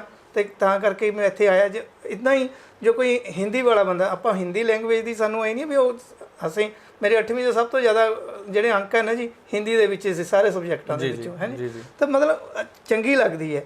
ਪਰ ਗੱਲ ਇਹ ਵੀ ਜਦੋਂ ਪੰਜਾਬ 'ਚ ਹੈ, ਤੁਸੀਂ ਕੋਈ ਬੰਦਾ ਬਾਹਰ ਦਾ ਹੈ, ਨੌਨ ਪੰਜਾਬੀ ਹੈ, ਉਹ ਆ ਕੇ ਆਉਂਦਾ ਜੇ ਹਿੰਦੀ ਬੋਲਦਾ, ਅਸੀਂ ਹਿੰਦੀ 'ਚ ਗੱਲ ਕਰਨੀ ਸ਼ੁਰੂ ਕਰਦੇ ਵੀ ਹੈ ਨਾ, ਅਸੀਂ ਪੰਜਾਬ ਤੋਂ ਬਾਹਰ ਜਾਵਾਂਗੇ ਤੇ ਹਿੰਦੀ 'ਚ ਗੱਲ ਕਰਾਂਗੇ। ਗੁਰਦੇਵ ਜੀ, ਇਹਦੇ 'ਚ ਤੁਹਾਨੂੰ ਤੁਹਾਡਾ ਵੱਡਾਪਨ ਨਹੀਂ ਲੱਗਦਾ? ਨਹੀਂ, ਵੱਡਾਪਨ ਸਰ ਮੈਨੂੰ ਨਹੀਂ, ਠੀਕ ਹੈ ਤੁਹਾਡੀ ਗੱਲ, ਮੈਨੂੰ ਇਹ ਲੱਗਦਾ ਵੱਡਾਪਨ ਠੀਕ ਹੈ, ਪਰ ਉਹਦੇ ਨਾਲ ਕੀ ਹੋ ਰਿਹਾ ਤੁਸੀਂ ਦੇਖੋ, ਇਹਦਾ ਪ੍ਰਭਾਵ ਕੀ? ਮੈਂ ਕਹਿੰਦਾ ਸੁਚੇਤ ਕਿੱਦਾਂ ਹੋਣਾ ਸੀ, ਤੁਸੀਂ ਮੈਨੂੰ ਦੱਸਣਾ ਇਸ ਗੱਲ ਦਾ। ਸੁਚੇਤ ਮੈਨੂੰ ਜਿਹੜੀਆਂ ਸਾਨੂੰ ਲੱਗ ਰਹੀਆਂ ਸਾਡੇ ਸਕੂਲਾਂ ਦੇ ਵਿੱਚ, ਅਸੀਂ ਜਦੋਂ ਸਕੂਲਾਂ ਜਾਂਦੇ ਸਾਡੇ ਬੱਚੇ ਨੂੰ ਅੱਜ ਸਾਨੂੰ ਪੁੱਛਣਾ ਪੈ ਰਿਹਾ। ਮੈਂ ਆਪਣੇ ਸਕੂਲ ਜਿੱਥੇ ਬੱਚਾ ਲਾਇਆ ਉਹਨਾਂ ਨੂੰ ਪੁੱਛਿਆ ਵੀ ਤੁਹਾਡੇ ਸਕੂਲ 'ਚ ਪੰਜਾਬੀ ਬੋਲਣ ਤੇ ਪੰਜਾਬ ਦੇ ਵਿੱਚ ਪੰਜਾਬੀ ਸਕੂਲ ਦੇ ਵਿੱਚ ਜਾ ਕੇ ਮੈਂ ਪੁੱਛ ਰਿਹਾ ਵੀ ਪੰਜਾਬੀ ਬੋਲਣ ਤੇ ਫਾਈਨ ਤਾਂ ਨਹੀਂ ਕਰਦੇ ਜੀ? ਤੇ ਉਹ ਕਹਿੰਦੇ ਜੀ ਅਸੀਂ ਨਹੀਂ ਕਰਦੇ। ਤਾਂ ਮੈਂ ਆਪਣਾ ਬੱਚਾ ਉੱਥੇ 4-5 ਸਕੂਲਾਂ ਨੂੰ ਪੁੱਛ ਕੇ ਤਾਂ ਮੈਂ ਆਪਣਾ ਬੱਚਾ ਲਾਇਆ ਜੀ। ਤਾਂ ਮੈਂ ਤੇ ਡੀਏਵੀ ਸਕੂਲ ਹੈ, ਸਾਰੇ ਸਕੂਲਾਂ ਨੂੰ ਪੁੱਛਿਆ। ਸੁਚੇਤ ਹੋਣ ਦੀ ਗੱਲ ਹੈ, ਇਹੀ ਸੁਚੇਤ ਮਨੁੱਖ ਦੀ ਨਿਸ਼ਾਨੀ ਹੈ ਕਿ ਜਿੱਥੇ ਗਲਤ ਹੋ ਰਿਹਾ ਉਸ ਤੇ ਪਹਿਰਾ ਦੇਣਾ ਜੀ। ਠੀਕ ਹੈ, ਮੈਨੂੰ ਇਹੀ ਲੱਗਦਾ ਗੁਰਦੇਵ ਜੀ ਕਿ ਜਿੱਥੋਂ ਤੱਕ ਬਾਹਰਲਿਆਂ ਨਾਲ ਕਿਸੇ ਵੀ ਉਹਨਾਂ ਦੀ ਭਾਸ਼ਾ 'ਚ ਗੱਲ ਕਰਨ ਦੀ ਗੱਲ ਹੈ, ਮੈਨੂੰ ਲੱਗਦਾ ਕਿ ਜਿਵੇਂ ਹੁਣ ਆਪਾਂ ਘਰ 'ਚ ਬੈਠੇ ਹਾਂ, ਜੇ ਕੋਈ ਮਹਿਮਾਨ ਸਾਡੇ ਕੋਲੇ ਆਉਂਦਾ ਤਾਂ ਜੇ ਅਸੀਂ ਉਹਨੂੰ ਕੰਫਰਟੇਬਲ ਮਹਿਸੂਸ ਕਰਾਉਂਦੇ ਹਾਂ ਨਾ, ਤਾਂ ਇਹਦੇ 'ਚ ਸਾਡਾ ਵੱਡਾਪਣ ਹੈ। ਸਰ ਮੈਂ ਕਹਿੰਦਾ ਇਸ ਵੱਡੇਪਣ ਦੇ ਕਾਰਨ ਅਸੀਂ ਕਿਤੇ ਨਾ ਕਿਤੇ ਦੂਰ ਨਾ ਚਲੇ ਜਾਈਏ। ਨਹੀਂ ਬਿਲਕੁਲ, ਮੈਂ ਇਹੀ ਕਹਿੰਦਾ ਕਿ ਇਹ ਤੋਖਲੇ ਨੇ, ਕਿਤੇ ਨਾ ਕਿਤੇ ਸਾਡੇ ਡਰ ਨੇ, ਜੋ ਕਿ ਡਰ ਸਰ ਡਰ ਕਿੱਥੋਂ ਨਿਕਲ ਰਹੇ ਨੇ ਜੀ? ਹੁਣ ਡਰ ਇੱਦਾਂ ਨਿਕਲ ਰਿਹਾ, ਤੁਸੀਂ ਜਿੱਥੇ ਮਰਜ਼ੀ ਬਾਹਰ ਚਲੇ ਜਾਓ। ਤੇ ਸਾਨੂੰ ਕੈਨੇਡਾ ਮੈਂ ਗਿਆ ਜੀ, ਉੱਥੇ ਸਾਰੀ ਲੈਂਗੁਏਜ ਦੇ ਵਿੱਚ ਜੀ ਆਇਆਂ ਨੂੰ, ਵੈਲਕਮ, ਇਹ ਉਹ ਲਿਖਿਆ ਸੀ ਜੀ। ਇੱਥੇ ਅਸੀਂ ਉਤਰਦੇ ਆ ਜੀ ਸਿੱਧਾ ਇੰਗਲਿਸ਼ ਦੇ ਵਿੱਚ ਜਾਂ ਸਾਨੂੰ ਹਿੰਦੀ ਦੇ ਵਿੱਚ ਲਿਖੋ। ਲੋਕਾਂ ਨੂੰ ਇੱਥੇ ਤੱਕ ਜਦੋਂ ਹੁਣ ਹੋਇਆ ਵੀ ਕਾਲਖ ਮਾਰਨੀ ਪਿਛਲੇ ਸਮਿਆਂ ਦੇ ਵਿੱਚ ਕਰਨਾ ਪਿਆ, ਮਤਲਬ ਮਹਿਸੂਸ ਹੋਈ ਗੱਲ। ਤੁਸੀਂ ਦੇਖੋ ਕਿ ਉਹ ਜੇ ਕਾਲਖ ਪੋਥੀ ਗਈ, ਉਹ ਸੁਚੇਤ ਹੋਣ ਦੀ ਨਿਸ਼ਾਨੀ ਸੀ। ਅੱਜ ਮੌਜੂਦਾ ਸਰਕਾਰ ਨੇ ਇਹ ਪੰਜਾਬੀ ਲਾਜ਼ਮੀ ਕਰਤੀ ਕਿ ਹਰ ਅਦਾਰੇ ਦੇ ਉੱਤੇ, ਸਰਕਾਰੀ ਅਦਾਰੇ ਦੇ ਉੱਤੇ, ਈਵਨ ਦੁਕਾਨਾਂ ਦੇ ਉੱਤੇ ਵੀ ਜਿਹੜੇ ਬੋਰਡ ਲਿਖਣੇ ਨੇ ਉਹ ਪੰਜਾਬੀ 'ਚ ਲਿਖਣੇ ਨੇ। ਇਹ ਸਾਡੇ ਸੁਚੇਤ ਹੋਣ ਦੀ ਨਿਸ਼ਾਨੀ ਹੈ। ਜੇ ਅਸੀਂ ਉਹਦੇ ਤੇ ਪਹਿਰਾ ਦਿੱਤਾ ਤਾਂ ਅੱਜ ਅਸੀਂ ਉੱਥੇ ਉਸ ਚੀਜ਼ ਨੂੰ ਰੋਕ ਲਿਆ, ਹੈ ਨਾ, ਉੱਥੇ ਫੁੱਲ ਸਟਾਪ ਲੱਗ ਗਿਆ। ਤੇ ਦੂਜੀ ਗੱਲ ਜਿਹੜੀ ਹੈ ਕਿ ਕਿਸੇ ਨਾਲ ਉਸ ਦੀ ਭਾਸ਼ਾ 'ਚ ਗੱਲ ਕਰਨ ਨਾਲ ਮੈਨੂੰ ਨਹੀਂ ਲੱਗਦਾ ਕਿ ਸਾਡੀ ਭਾਸ਼ਾ ਨੂੰ ਕੋਈ ਖਤਰਾ ਹੈ। ਸਾਡੀ ਭਾਸ਼ਾ ਤਾਂ ਇੰਨੀ ਵਿਸ਼ਾਲ ਹੈ, ਔਰ ਪੰਜਾਬੀ ਤਾਂ ਤੁਸੀਂ ਦੇਖੋ ਕਿ ਅਸੀਂ ਤਾਂ ਮਤਲਬ ਮੈਨੂੰ ਲੱਗਦਾ ਕਿ ਵਰਲਡ ਦੀਆਂ ਸਾਰੀਆਂ ਭਾਸ਼ਾਵਾਂ ਦੇ ਸ਼ਬਦ ਅਸੀਂ ਲੈ ਗਏ। ਅੱਜ ਵੀ ਤੁਸੀਂ ਇੰਗਲਿਸ਼ 'ਚੋਂ ਅਸੀਂ ਸਾਈਕਲ ਲਿਆਓ ਤਾਂ ਸਾਡੇ ਕੋਲ ਪੰਜਾਬੀ 'ਚ ਬਦਲ ਨਹੀਂ ਹੈ, ਹੈ ਨਾ। ਅਜਿਹੇ ਹਜ਼ਾਰਾਂ ਸ਼ਬਦ ਨੇ ਜਿਹੜੇ ਅਸੀਂ ਉਰਦੂ 'ਚੋਂ, ਫਾਰਸੀ 'ਚੋਂ, ਪਤਾ ਹੁਣ ਤੁਸੀਂ ਦੇਖੋ ਗੁਰੂ ਸਾਹਿਬਾਨ ਨੇ ਖੁਦ ਫਾਰਸੀ 'ਚ ਲਿਖਿਆ, ਹੈ ਨਾ। ਤੇ ਅਸੀਂ ਕਿਹੜੀ ਗੱਲੋਂ ਡਰ ਰਹੇ ਹਾਂ? ਸਾਨੂੰ ਡਰਨ ਦੀ ਲੋੜ ਨਹੀਂ ਹੈ। ਪਰ ਇੱਕ ਚੀਜ਼ ਜ਼ਰੂਰ ਹੈ ਜਿੱਥੇ ਮੈਂ ਸੁਚੇਤ ਹੋਣ ਦੀ ਗੱਲ ਕਹਿ ਰਿਹਾ ਕਿ ਸਾਨੂੰ ਆਪਣੇ ਬੱਚਿਆਂ ਨੂੰ ਪੰਜਾਬੀ ਜ਼ਰੂਰ ਸਿਖਾਉਣੀ ਚਾਹੀਦੀ ਹੈ। ਘਰ 'ਚ ਪੰਜਾਬੀ ਬੋਲੋ, ਘਰ 'ਚ ਪੰਜਾਬੀ ਲਿਖੋ, ਪਰ ਉਹਦੇ ਨਾਲ ਜੇ ਅਸੀਂ ਆਪਣੇ ਆਪ ਨੂੰ ਵਰਲਡ ਲੈਵਲ ਤੇ ਲੈ ਕੇ ਜਾਣਾ ਤਾਂ ਸਾਨੂੰ ਉਹਦੇ ਹਾਣ ਦਾ ਵੀ ਹੋਣਾ ਪਊਗਾ। ਦੂਜੀਆਂ ਭਾਸ਼ਾਵਾਂ ਵੀ ਸਿੱਖੋ, ਪਰ ਆਪਣੀ ਮਾਂ ਦੀ ਕਦਰ ਕਰੋ, ਆਪਣੀ ਮਾਂ ਨੂੰ ਪਿਆਰ ਕਰੋ, ਹੈ ਨਾ। ਹੁਣ ਅਸੀਂ ਜੇ ਤੱਕ ਉਸ ਚੱਕਰ 'ਚ, ਗਲੋਬਲਾਈਜੇਸ਼ਨ ਦੇ ਚੱਕਰ 'ਚ ਆ ਕੇ, ਇੰਗਲਿਸ਼ ਦੇ ਪ੍ਰਭਾਵ 'ਚ ਜਾਂ ਹਿੰਦੀ ਦੇ ਪ੍ਰਭਾਵ 'ਚ ਆ ਕੇ ਪੰਜਾਬੀ ਬੋਲਣੀ ਛੱਡ ਦਿੰਦੇ ਹਾਂ, ਤਾਂ ਕਿਤੇ ਨਾ ਕਿਤੇ ਸਾਨੂੰ ਮੁੜ ਵਿਚਾਰਨ ਦੀ ਜ਼ਰੂਰਤ ਹੈ। ਪਰ ਜੇਕਰ ਮੇਰਾ ਬੱਚਾ ਘਰ 'ਚ ਪੰਜਾਬੀ ਦੇ ਐਟਮੋਸਫੀਅਰ 'ਚ ਰਹਿ ਰਿਹਾ ਹੈ, ਉਹ ਪੰਜਾਬੀ ਲਿਖਣੀ ਜਾਣਦਾ, ਪੰਜਾਬੀ ਪੜ੍ਹਨੀ ਜਾਣਦਾ, ਉੱਥੇ ਸਾਨੂੰ ਬੇਫਿਕਰ ਰਹਿਣਾ ਚਾਹੀਦਾ। ਅੱਜ ਪੰਜਾਬ ਦੇ ਸੰਦਰਭ 'ਚ ਜੇ ਮੈਂ ਗੱਲ ਕਰਾਂ ਤਾਂ ਕੱਲ੍ਹ ਪਰਸੋਂ ਦੀ ਗੱਲ ਸੀ ਕਿ ਪਤਾ ਨਹੀਂ ਕਿਹੜੀ ਕਲਾਸ ਦਾ ਰਿਜ਼ਲਟ ਆਇਆ, ਉਹ 'ਚੋਂ ਪੰਜਾਬੀ 'ਚੋਂ ਸਭ ਤੋਂ ਜ਼ਿਆਦਾ ਬੱਚੇ ਫੇਲ ਹੋਏ। ਮੈਂ ਉਹੀ ਗੱਲ ਕਰਨ ਲੱਗਿਆ ਤੁਹਾਡੇ ਨਾਲ, ਹੈ ਨਾ। ਹਾਂਜੀ, ਤਾਂ ਇਟ ਮੀਨਸ ਕਿ ਸਾਨੂੰ ਜਿਹੜੀ ਤੁਸੀਂ ਸਕੂਲ ਵਾਲੀ ਗੱਲ ਕਰ ਰਹੇ ਹੋ, ਸਕੂਲਿੰਗ ਤੇ ਪਹਿਰਾ ਦੇਣ ਦੀ ਲੋੜ ਹੈ। ਸਾਡਾ ਬੱਚਾ ਜੇ ਪੰਜਾਬੀ 'ਚ ਫੇਲ ਹੋ ਰਿਹਾ, ਮਾਂ ਬੋਲੀ 'ਚ ਫੇਲ ਹੋ ਰਿਹਾ, ਤਾਂ ਇਟ ਮੀਨਸ ਕਿ ਇਹ ਸਭ ਤੋਂ ਵੱਡਾ ਸ਼ਰਾਪ ਹੈ। ਉਹ ਮੈਂ ਇੱਕ ਕੋਟੇਸ਼ਨ ਪੜ੍ਹੀ ਸੀ, ਜੇ ਕਿਸੇ ਨੂੰ ਕਹਿੰਦੇ ਸ਼ਰਾਪ ਦੇਣਾ ਹੋਵੇ ਨਾ ਤਾਂ ਉਹਨੂੰ ਕਹੇ ਜਾ ਤੂੰ ਆਪਣੀ ਮਾਂ ਬੋਲੀ ਭੁੱਲ ਜਾ। ਇਦੋਂ ਵੱਡਾ ਦੁਨੀਆ 'ਚ ਸ਼ਰਾਪ ਨਹੀਂ ਹੈ। ਤੇ ਅੱਜ ਕਿਤੇ ਨਾ ਕਿਤੇ ਇਹ ਮੁੜ ਵਿਚਾਰਨ ਵਾਲੀ ਗੱਲ ਹੈਗੀ ਆ ਕਿ ਅਸੀਂ ਪੰਜਾਬੀ ਦੇ ਪੈਰਾ ਦਈਏ, ਬੱਚਿਆਂ ਨੂੰ ਪੰਜਾਬੀ ਪੜ੍ਹਨੀ ਲਿਖਣੀ ਬੋਲਣੀ ਸਿਖਾਈਏ ਤਾਂ ਕਿ ਸਾਡੇ ਬੱਚੇ ਕਿਤੇ ਜਾ ਕੇ ਮਾਰ ਨਾ ਖਾਣ। ਦੁਨੀਆ ਦੀਆਂ ਸਾਰੀਆਂ ਭਾਸ਼ਾਵਾਂ ਸਿੱਖੋ, ਕੋਈ ਪ੍ਰੋਬਲਮ ਨਹੀਂ। ਅਸਲ 'ਚ ਸਰ ਮੈਨੂੰ ਨਾ ਉਹਨਾਂ ਬੱਚਿਆਂ ਦਾ ਮਤਲਬ ਆਪਣੇ ਆਪ ਨੂੰ ਵਿਚਾਰੇ ਜੇ ਫੀਲ ਜੇ ਕਰ ਰਹੇ ਸੀ ਵੀ ਯਾਰ ਸਾਨੂੰ ਅੰਗਰੇਜ਼ੀ ਨਹੀਂ ਜਿਹੜੀ ਬੋਲੀ ਜਾ ਰਹੀ ਆਪਣੇ ਤੋਂ ਨਾ, ਤਾਂ ਕਰਕੇ ਮੇਰੇ ਮਨ 'ਚ ਆਇਆ ਵੀ ਮੈਂ ਉਹਨਾਂ ਨੂੰ ਕਿਹਾ ਵੀ ਭਾਈ ਤੁਸੀਂ ਪੰਜਾਬ 'ਚੋਂ ਪੰਜਾਬੀ ਦੇ ਮਾਣ ਕਰੋ, ਕੋਈ ਗੱਲ ਨਹੀਂ ਤੁਸੀਂ ਪੰਜਾਬੀ ਦੱਸ ਦਿਓ ਭਾਈ, ਇਹ ਵੀ ਅਗਲੀ ਵਾਰ ਉਹ ਸਿੱਖ ਕੇ ਆਉਣਗੇ ਵੀ ਆਹ ਸਮਾਨ ਲੈਣਾ ਹੈ, ਤਾਂ ਹੀ ਫਿਰ ਸਾਡੀ ਪੰਜਾਬੀ ਵੀ ਤਾਂ ਗਾਂਹ ਵਧੇਗੀ ਨਾ। ਇਹ ਵੀ ਪ੍ਰਚਾਰ ਦਾ ਇੱਕ ਢੰਗ ਹੈਗਾ। ਬਿਲਕੁਲ ਗੁਰਦੇਵ ਜੀ, ਮੈਂ ਤੁਹਾਡੀ ਇਸ ਗੱਲ ਨਾਲ ਬਿਲਕੁਲ ਸਹਿਮਤ ਹਾਂ। ਦਰਅਸਲ ਸਾਡੀ ਜ਼ਿਹਨ 'ਚੋਂ ਹਜੇ ਜਿਹੜੀ ਗੋਰਿਆਂ ਦੀ ਗੁਲਾਮੀ ਆ ਨਾ, ਉਹ ਪੂਰਨ ਰੂਪ 'ਚ ਨਿਕਲੀ ਨਹੀਂ। ਬਿਲਕੁਲ ਜੀ, ਹੈ ਨਾ, ਗੋਰੇ ਚਲੇ ਗਏ ਪਰ ਉਹ ਅੰਗਰੇਜ਼ੀ ਵਾਲੀ ਛਾਪ ਜਿਹੜੀ ਹੈ ਉਹ ਸਾਡੀ ਕਿਤੇ ਨਾ ਕਿਤੇ ਜ਼ਿਹਨ 'ਚ ਅੱਜ ਵੀ ਬਰਕਰਾਰ ਹੈ। ਅਸੀਂ ਇਹ ਸੋਚਦੇ ਹਾਂ ਕਿ ਇੰਗਲਿਸ਼ ਬੋਲਣ ਵਾਲਾ ਜਿਹੜਾ ਬੰਦਾ ਉਹ ਬਹੁਤ ਵਿਦਵਾਨ ਆ, ਹੈ ਨਾ, ਉਹ ਬਹੁਤ ਵਧੀਆ ਪੜ੍ਹਿਆ ਲਿਖਿਆ ਇਨਸਾਨ ਹੈ, ਜਦ ਕਿ ਨਹੀਂ। ਬੱਚਾ ਜੰਮਦਾ ਉਹਨੂੰ ਜਿਸ ਐਟਮੋਸਫੀਅਰ 'ਚ ਰੱਖੋਗੇ ਉਹ ਭਾਸ਼ਾ ਸਿੱਖ ਜਾਂਦਾ, ਹੈ ਨਾ। ਅਸੀਂ ਪੰਜਾਬ 'ਚ ਜੰਮੇ ਹਾਂ, ਇਸ ਕਰਕੇ ਅਸੀਂ ਪੰਜਾਬੀ ਬੋਲ ਰਹੇ ਹਾਂ। ਗੋਰੇ ਉੱਧਰ ਜੰਮੇ, ਉੱਥੇ ਇੰਗਲਿਸ਼ ਬੋਲੀ ਜਾਂਦੀ ਹੈ, ਇੰਗਲਿਸ਼। ਜਿਹੜੇ ਡੱਚ ਵਾਲੇ ਉਹ ਡੱਚ ਸਿੱਖ ਲੈਂਦੇ, ਜਿਹੜੇ ਫਰੈਂਚ ਵਾਲੇ ਫਰੈਂਚ ਸਿੱਖ ਲੈਂਦੇ ਆ। ਇਟ ਮੀਨਸ ਇਹ ਨਹੀਂ ਹੈਗਾ ਕਿ ਉਹ ਸਾਡੇ ਨਾਲੋਂ ਜ਼ਿਆਦਾ ਕੋਈ ਪੜ੍ਹੇ ਲਿਖੇ ਨੇ ਜਾਂ ਵਿਦਵਾਨ ਨੇ। ਹੋ ਸਕਦਾ ਪੰਜਾਬੀ ਬੋਲਣ ਵਾਲਾ ਬੰਦਾ ਬਹੁਤ ਗੁਣੀ ਹੋਵੇ। ਇਸ ਕਰਕੇ ਪਹਿਲਾਂ ਤਾਂ ਇਹ ਕੰਪਲੈਕਸ ਕੱਢਣ ਦੀ ਲੋੜ ਹੈ। ਮੈਂ ਇਸ ਮੰਚ ਦੇ ਜ਼ਰੀਏ ਤੁਹਾਡੇ ਸਾਰਿਆਂ ਨਾਲ ਮੁਖਾਤਬ ਹੁੰਦਿਆਂ ਇਹ ਤੁਹਾਨੂੰ ਸਾਰਿਆਂ ਨੂੰ ਬੇਨਤੀ ਕਰਨਾ ਚਾਹੁੰਦਾ ਕਿ ਪੰਜਾਬੀ 'ਤੇ ਮਾਣ ਕਰੋ, ਕਿਉਂਕਿ ਇਹ ਸਾਡੀ ਮਾਂ ਬੋਲੀ ਹੈ ਨਾ। ਜੇ ਅਸੀਂ ਪੰਜਾਬੀ ਬੋਲ ਰਹੇ ਹਾਂ ਤਾਂ ਇਹਨੂੰ ਬਹੁਤ ਚੰਗੀ ਤਰ੍ਹਾਂ ਸਿੱਖੋ, ਇਹਨੂੰ ਪ੍ਰਚਾਰੋ ਪਸਾਰੋ, ਜਿੱਥੋਂ ਤੱਕ ਦੁਨੀਆ 'ਚ ਲੈ ਕੇ ਜਾ ਸਕਦੇ ਹੋ ਉੱਥੋਂ ਤੱਕ ਲੈ ਕੇ ਜਾਓ। ਅਤੇ ਮੈਨੂੰ ਲੱਗਦਾ ਕਿ ਜੇ ਅਸੀਂ ਇਸ ਚੀਜ਼ 'ਤੇ ਪ੍ਰਾਊਡ ਕਰਾਂਗੇ, ਮਾਣ ਕਰਾਂਗੇ, ਤਾਂ ਸਾਡੇ ਕੋਲ ਤਾਂ ਲਿਟਰੇਚਰ 'ਚ ਇੰਨੀਆਂ ਖੂਬਸੂਰਤ ਗੱਲਾਂ ਨੇ, ਸਾਡੇ ਕੋਲੇ ਦੁਨੀਆ ਭਰ ਦਾ ਗਿਆਨ ਹੈ ਨਾ। ਅਤੇ ਸਾਡੀ 35 ਇੰਨੀ ਖੂਬਸੂਰਤ ਕਹਿ ਲਓ ਕਿ ਹੈ ਕਿ ਉਹਦੇ 'ਚ ਪੂਰੀ ਸਮਰੱਥਾ ਹੈ ਕਿ ਦੁਨੀਆ ਦੀ ਹਰ ਗੱਲ ਨੂੰ ਅਸੀਂ ਕਹਿ ਸਕਦੇ ਹਾਂ। ਬਿਲਕੁਲ ਸਰ, ਮੈਂ ਤੁਹਾਨੂੰ ਨਾ ਇੱਕ ਪਸਲਾਸ ਸਵਾਲ ਲੈਣਾ ਤੁਹਾਡੇ ਤੋਂ। ਦੋ ਗੱਲਾਂ ਮੈਂ ਵਿੱਚ ਐਡ ਕਰਨੀਆਂ ਜੀ। ਇੱਕ ਤਾਂ ਇਟਲੀ ਦੀ ਗੱਲ ਜੀ। ਇਟਲੀ ਵਾਲੇ ਇੰਗਲਿਸ਼ ਬੋਲਣ ਵਾਲੇ ਤੇ ਉਹਨਾਂ ਨੇ ਨਾ ਹੁਣ ਪਿੱਛੇ ਇੱਕ ਮਤਾ ਪਾਸ ਕਰਨ ਵਾਸਤੇ ਬੰਦੇ ਨੇ ਉੱਥੇ MP ਨੇ ਰੱਖ ਦਿੱਤਾ ਵੀ ਜਿਹੜਾ ਇੰਗਲਿਸ਼ ਬੋਲੇਗਾ ਆਪਣੀ ਮਾਤ ਭਾਸ਼ਾ 'ਚ ਗੱਲ ਨਹੀਂ ਕਰੇਗਾ, ਅਤੇ ਜਿੱਥੇ ਬੇਲੋੜੀ ਮੈਂ ਇੰਗਲਿਸ਼ ਹੀ ਬੋਲੀ ਜਾਣੀ ਹੈ, ਵੀ ਜਿੱਥੇ ਲੋੜ ਨਹੀਂ ਹੈ ਉੱਥੇ ਜਿੱਥੇ ਮਾਤ ਭਾਸ਼ਾ ਬੋਲੀ ਜਾ ਸਕਦੀ। ਚਾਈਨਾ ਦੀ ਐਗਜ਼ਾਮਪਲ ਲੈ ਸਕਦੇ ਹਾਂ ਅਸੀਂ। ਉਹਨਾਂ ਨੇ ਲੱਖ ਰੁਪਇਆ ਕਹਿੰਦੇ ਵੀ ਉੱਥੇ ਤਾਂ ਉਹਨਾਂ ਨੇ ਕਿਹਾ ਵੀ ਲੱਖ ਰੁਪਇਆ ਉਹਨੂੰ ਜਿਹੜਾ ਹੈਗਾ ਫਾਈਨ ਕਰਨਾ ਚਾਹੀਦਾ। ਮਤਲਬ ਇਹ ਮਤਾ ਰੱਖ ਦਿੱਤਾ ਬੰਦੇ ਨੇ। ਇਹ ਆਪਣੀ ਭਾਸ਼ਾ ਦੇ ਨਾਲ ਪਿਆਰ। ਅਤੇ ਮੈਂ ਆਪਣੀ ਖੁਦ ਦੀ ਦੱਸ ਦਿੰਦਾ ਜੀ। ਮੈਨੂੰ ਕੋਈ ਵੀ ਜਦੋਂ ਕਸਟਮਰ ਕੇਅਰ ਵਾਲੇ ਕੋਈ ਵੀ ਗੱਲ ਕਰਦੇ ਨਾ ਜੀ, ਬਹੁਤ ਫੋਨ ਆਉਂਦੇ ਆ, ਤੁਹਾਨੂੰ ਵੀ ਆਉਂਦੇ ਹੋਣਗੇ ਅੱਜ ਕੱਲ੍ਹ ਜੀ। ਅਤੇ ਮੈਂ ਉਹਨਾਂ ਨੂੰ ਕਹਿੰਦਾ, ਮੈਂ ਬੇਨਤੀ ਕਰਦਾ, ਮੈਂ ਕਿਹਾ ਪੰਜਾਬੀ 'ਚ ਤੁਹਾਡੇ ਕੋਲ ਕੋਈ ਬੰਦਾ ਹੈਗਾ, ਮੈਂ ਗੱਲ ਬਿਲਕੁਲ ਚਾਹੀਦਾ, ਮੈਨੂੰ ਕਾਰਡ ਵੀ ਚਾਹੀਦਾ, ਜੋ ਵੀ ਐਸਾ। ਕਹਿੰਦੇ ਪੰਜਾਬੀ 'ਚ ਨਹੀਂ ਹੈ। ਮੈਂ ਕਿਹਾ ਜਦੋਂ ਪੰਜਾਬੀ 'ਚ ਆਏਗਾ ਨਾ ਜੀ ਤਾਂ ਮੈਂ ਗੱਲ ਕਰ ਲਾਂਗਾ। ਅਤੇ ਬਾਕੀ ਗੱਲ ਹੈ, ਮੈਂ ਕਿਹਾ ਕਹਿੰਦਾ ਸਰ ਆਪਕੋ ਹਿੰਦੀ ਨਹੀਂ ਆਤੀ ਜਾਂ ਆਪਕੋ ਇੰਗਲਿਸ਼ ਨਹੀਂ ਆਤੀ। ਮੈਂ ਕਿਹਾ ਮੁਝੇ ਆਤੀ ਹੈ ਪਰ ਮੈਂ ਕਿਉਂ ਕਰਾਂ, ਮੈਂ ਪੰਜਾਬੀ, ਮੈਨੂੰ ਲੋੜ ਨਹੀਂ ਹੈਗੀ ਇਸ ਵੇਲੇ। ਤੁਸੀਂ ਚੀਜ਼ ਵੇਚਣੀ ਹੈ, ਜੇ ਵੇਚਣੀ ਤਾਂ ਮੇਰੀ ਭਾਸ਼ਾ ਜਾ ਕੇ ਵੇਚੋ, ਠੀਕ ਹੈ ਜੀ। ਮਤਲਬ ਇਹਦੇ 'ਚ ਇਹ ਨਹੀਂ ਹੈ ਮੈਨੂੰ ਲੈਂਗੁਏਜ ਦੂਸਰੇ ਨਾਲ ਹੋ ਰਿਹਾ ਹੈ, ਪਰ ਮੈਨੂੰ ਇਹ ਮੈਂ ਆਪਣੀ ਭਾਸ਼ਾ ਨੂੰ ਜਿੱਥੇ ਤੱਕ ਹੋ ਸਕਾ ਘੱਟ ਤੋਂ ਘੱਟ ਉਹ ਪੰਜਾਬੀ ਵਾਲਾ ਬੰਦਾ ਰੱਖਣਗੇ ਤਾਂ ਉਹਨੂੰ ਯੋਗਤਾ ਮਿਲੇਗੀ। ਬਿਲਕੁਲ ਹੈ ਜੀ। ਅਤੇ ਹੁਣ ਦੱਸਣਗੇ ਜੇ 4 ਬੰਦੇ ਇੱਦਾਂ ਗੱਲ ਕਰਾਂਗੇ ਆਪਾਂ ਤਾਂ ਉਹ ਗਾਂਹ ਫਿਰ ਉਹਨਾਂ ਨੂੰ ਕੋਈ ਉਹ ਮਿਲੇਗੀ, ਨੌਕਰੀ ਮਿਲੇਗੀ। ਪੰਜਾਬੀ ਵਾਲੇ ਆਉਣਗੇ ਤਾਂ ਅਸੀਂ ਪੰਜਾਬੀ 'ਚ ਗੱਲ ਕਰਾਂਗੇ। ਸਾਰੀ ਲੈਂਗੁਏਜ ਦੇ ਹੈਗੇ ਆ, ਦੇਖੋ ਆਪਣੇ ਸਾਊਥ ਦੀ ਜਿੰਨੀ ਵੀ ਲੈਂਗੁਏਜ ਸਾਰੀਆਂ ਤੁਹਾਨੂੰ ਮਿਲ ਜਾਣਗੀਆਂ। ਅਸੀਂ ਨਾ ਜਦੋਂ ਇਸ ਚੀਜ਼ ਨੂੰ ਲੈ ਲੈਂਦੇ ਨੋਰਮਲੀ, ਅਸੀਂ ਜਿਹੜੀ ਆ ਉਹਨਾਂ ਦੀ ਲੈਂਗੁਏਜ ਆਉਂਦੀ ਵੀ ਹਾਂਜੀ ਠੀਕ ਹੈ ਜੀ, ਉਹ ਐਸੇ ਵੈਸੇ ਸਾਡੀ ਹਿੰਦੀ ਵੀ ਟੁੱਟੀ ਫੁੱਟੀ 'ਚ ਬੋਲ ਦਿੰਦੇ, ਅਸੀਂ ਆਪਣਾ ਵੀ ਗ੍ਰਾਫ ਥੱਲੇ ਰੱਖ ਲੈਂਦੇ ਹੈ ਨਾ ਜੀ, ਉਸ ਲੈਵਲ ਦੀ ਵੀ ਨਹੀਂ ਬੋਲ ਪਾਉਂਦੇ, ਚਾਹੇ ਉਹ ਹੈ ਨਾ ਜੀ। ਪਰ ਗੱਲ ਇਹ ਵੀ ਆਪਣੀ ਪੰਜਾਬੀ ਨੂੰ ਵੀ ਨਹੀਂ ਸਿੱਖ। ਉਹੀ ਹੈ ਗੁਰਦੇਵ ਜੀ, ਜਦੋਂ ਤੁਸੀਂ ਆਪਣੇ ਸੱਭਿਆਚਾਰ ਨੂੰ, ਆਪਣੀ ਬੋਲੀ ਨੂੰ, ਆਪਣੇ ਪਹਿਰਾਵੇ ਨੂੰ, ਆਪਣੇ ਕਲਚਰ ਨੂੰ ਤੁਸੀਂ ਮਾਣ ਦਿਓਗੇ ਜੀ, ਸਤਿਕਾਰ ਦਿਓਗੇ, ਹੈ ਨਾ, ਤੁਸੀਂ ਇਸ ਗੱਲ 'ਤੇ ਫਖਰ ਮਹਿਸੂਸ ਕਰੋਗੇ ਕਿ ਮੈਂ ਪੰਜਾਬੀ ਹਾਂ, ਹੈ ਨਾ, ਉਦੋਂ ਉਹ ਚੀਜ਼ ਤੁਸੀਂ ਜਿੰਨੀ ਦੇਰ ਤੱਕ ਤੁਸੀਂ ਖੁਦ ਕੌਨਫੀਡੈਂਟ ਨਹੀਂ, ਤੁਸੀਂ ਦੂਜੇ ਨੂੰ ਆਪਣੀ ਗੱਲ ਕਿੱਦਾਂ ਉਸ ਲੈਵਲ ਤੱਕ ਸਮਝਾ ਸਕਦੇ ਹੋ, ਹੈ ਨਾ। ਇਸ ਲਈ ਸਾਨੂੰ ਸਾਰਿਆਂ ਨੂੰ, ਸਾਡੇ ਦਰਸ਼ਕਾਂ ਨੂੰ ਸਭ ਤੋਂ ਜ਼ਿਆਦਾ ਪਹਿਲਾਂ ਆਪਣੇ ਕਲਚਰ 'ਤੇ, ਆਪਣੇ ਪੰਜਾਬੀ ਹੋਣ 'ਤੇ, ਆਪਣੀ ਮਾਤ ਭਾਸ਼ਾ 'ਤੇ, ਇਹਨਾਂ ਸਭ ਚੀਜ਼ਾਂ 'ਤੇ ਮਾਣ ਕਰਨਾ ਪਊਗਾ।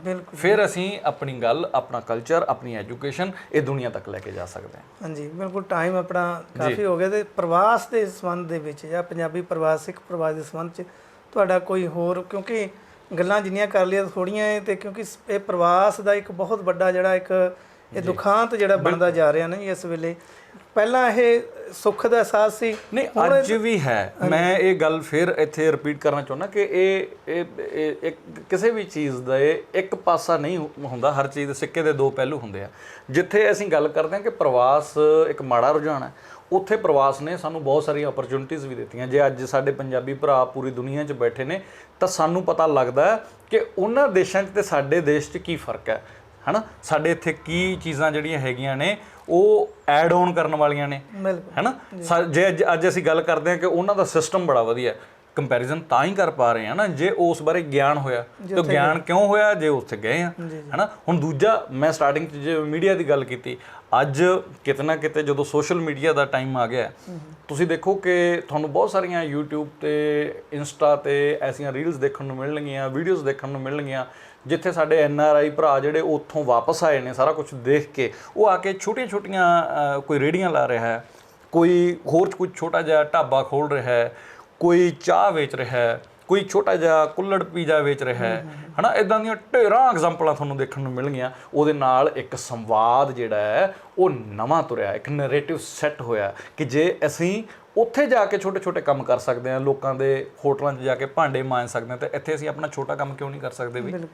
ਤੁਹਾਨੂੰ ਇੱਕ ਕਿੱਸਾ ਸੁਣਾਉਣਾ ਕਿ ਡਾਕਟਰ ਆਤਮਜੀਤ ਹੋਰੇ ਇੱਕ ਵਾਰੀ ਉੱਧਰ ਗਏ ਸੀ ਅਤੇ ਉਹਨਾਂ ਨੇ ਉਹ ਝੀਲ ਜਿਹੜੀ ਸੀ ਕੈਮਲੂਪਸ ਉਹ ਦੇਖੀ, ਅਤੇ ਉੱਥੇ ਉਹਨਾਂ ਨੂੰ ਕਿਸੇ ਨੇ ਦੱਸਿਆ ਕਿ ਇਹ ਮੱਛੀਆਂ ਜਿਹੜੀਆਂ ਨੇ ਇਹ ਅੱਗੇ ਜਾ ਕੇ ਦਰਿਆ ਹੈ ਉਹਦੇ 'ਚ ਮਿਲ ਜਾਂਦੀਆਂ, ਅਤੇ ਉਹ ਪੂਰਾ ਜਿਹੜਾ ਉਹਨਾਂ ਦਾ ਜੀਵਨ ਹੈ ਉਹ ਉਸ ਦਰਿਆ 'ਚ ਰਹਿਣ ਤੋਂ ਬਾਅਦ ਜਦੋਂ ਉਹਨਾਂ ਦਾ ਆਖਰੀ ਸਮਾਂ ਆ ਜਾਂਦਾ ਉਹ ਵਾਪਸ ਉਸ ਝੀਲ ਦੇ ਵਿੱਚ, ਉਹ 5-7 ਕਿਲੋਮੀਟਰ ਦਾ ਏਰੀਆ ਜਿੱਥੇ ਉਹ ਆ ਕੇ ਉੱਥੇ ਆਪਣੇ ਪ੍ਰਾਣ ਤਿਆਗਦੀਆਂ ਨੇ। ਅਤੇ ਜਿਹੜੇ ਸਾਡੇ ਪੰਜਾਬੀ ਭਰਾ ਜਿਹੜੇ ਪਹਿਲਾਂ ਗਏ ਹੋਏ ਨਾ, ਪਹਿਲੀ ਪੀੜ੍ਹੀ ਹੈ ਜਿਹੜੀ, ਖਾਸ ਤੌਰ 'ਤੇ ਉਹਨਾਂ ਦੀ ਸੋਚ ਉਹ ਕੈਮਲੂਪਸ ਦੀਆਂ ਮੱਛੀਆਂ ਵਾਲੀ ਹੈ।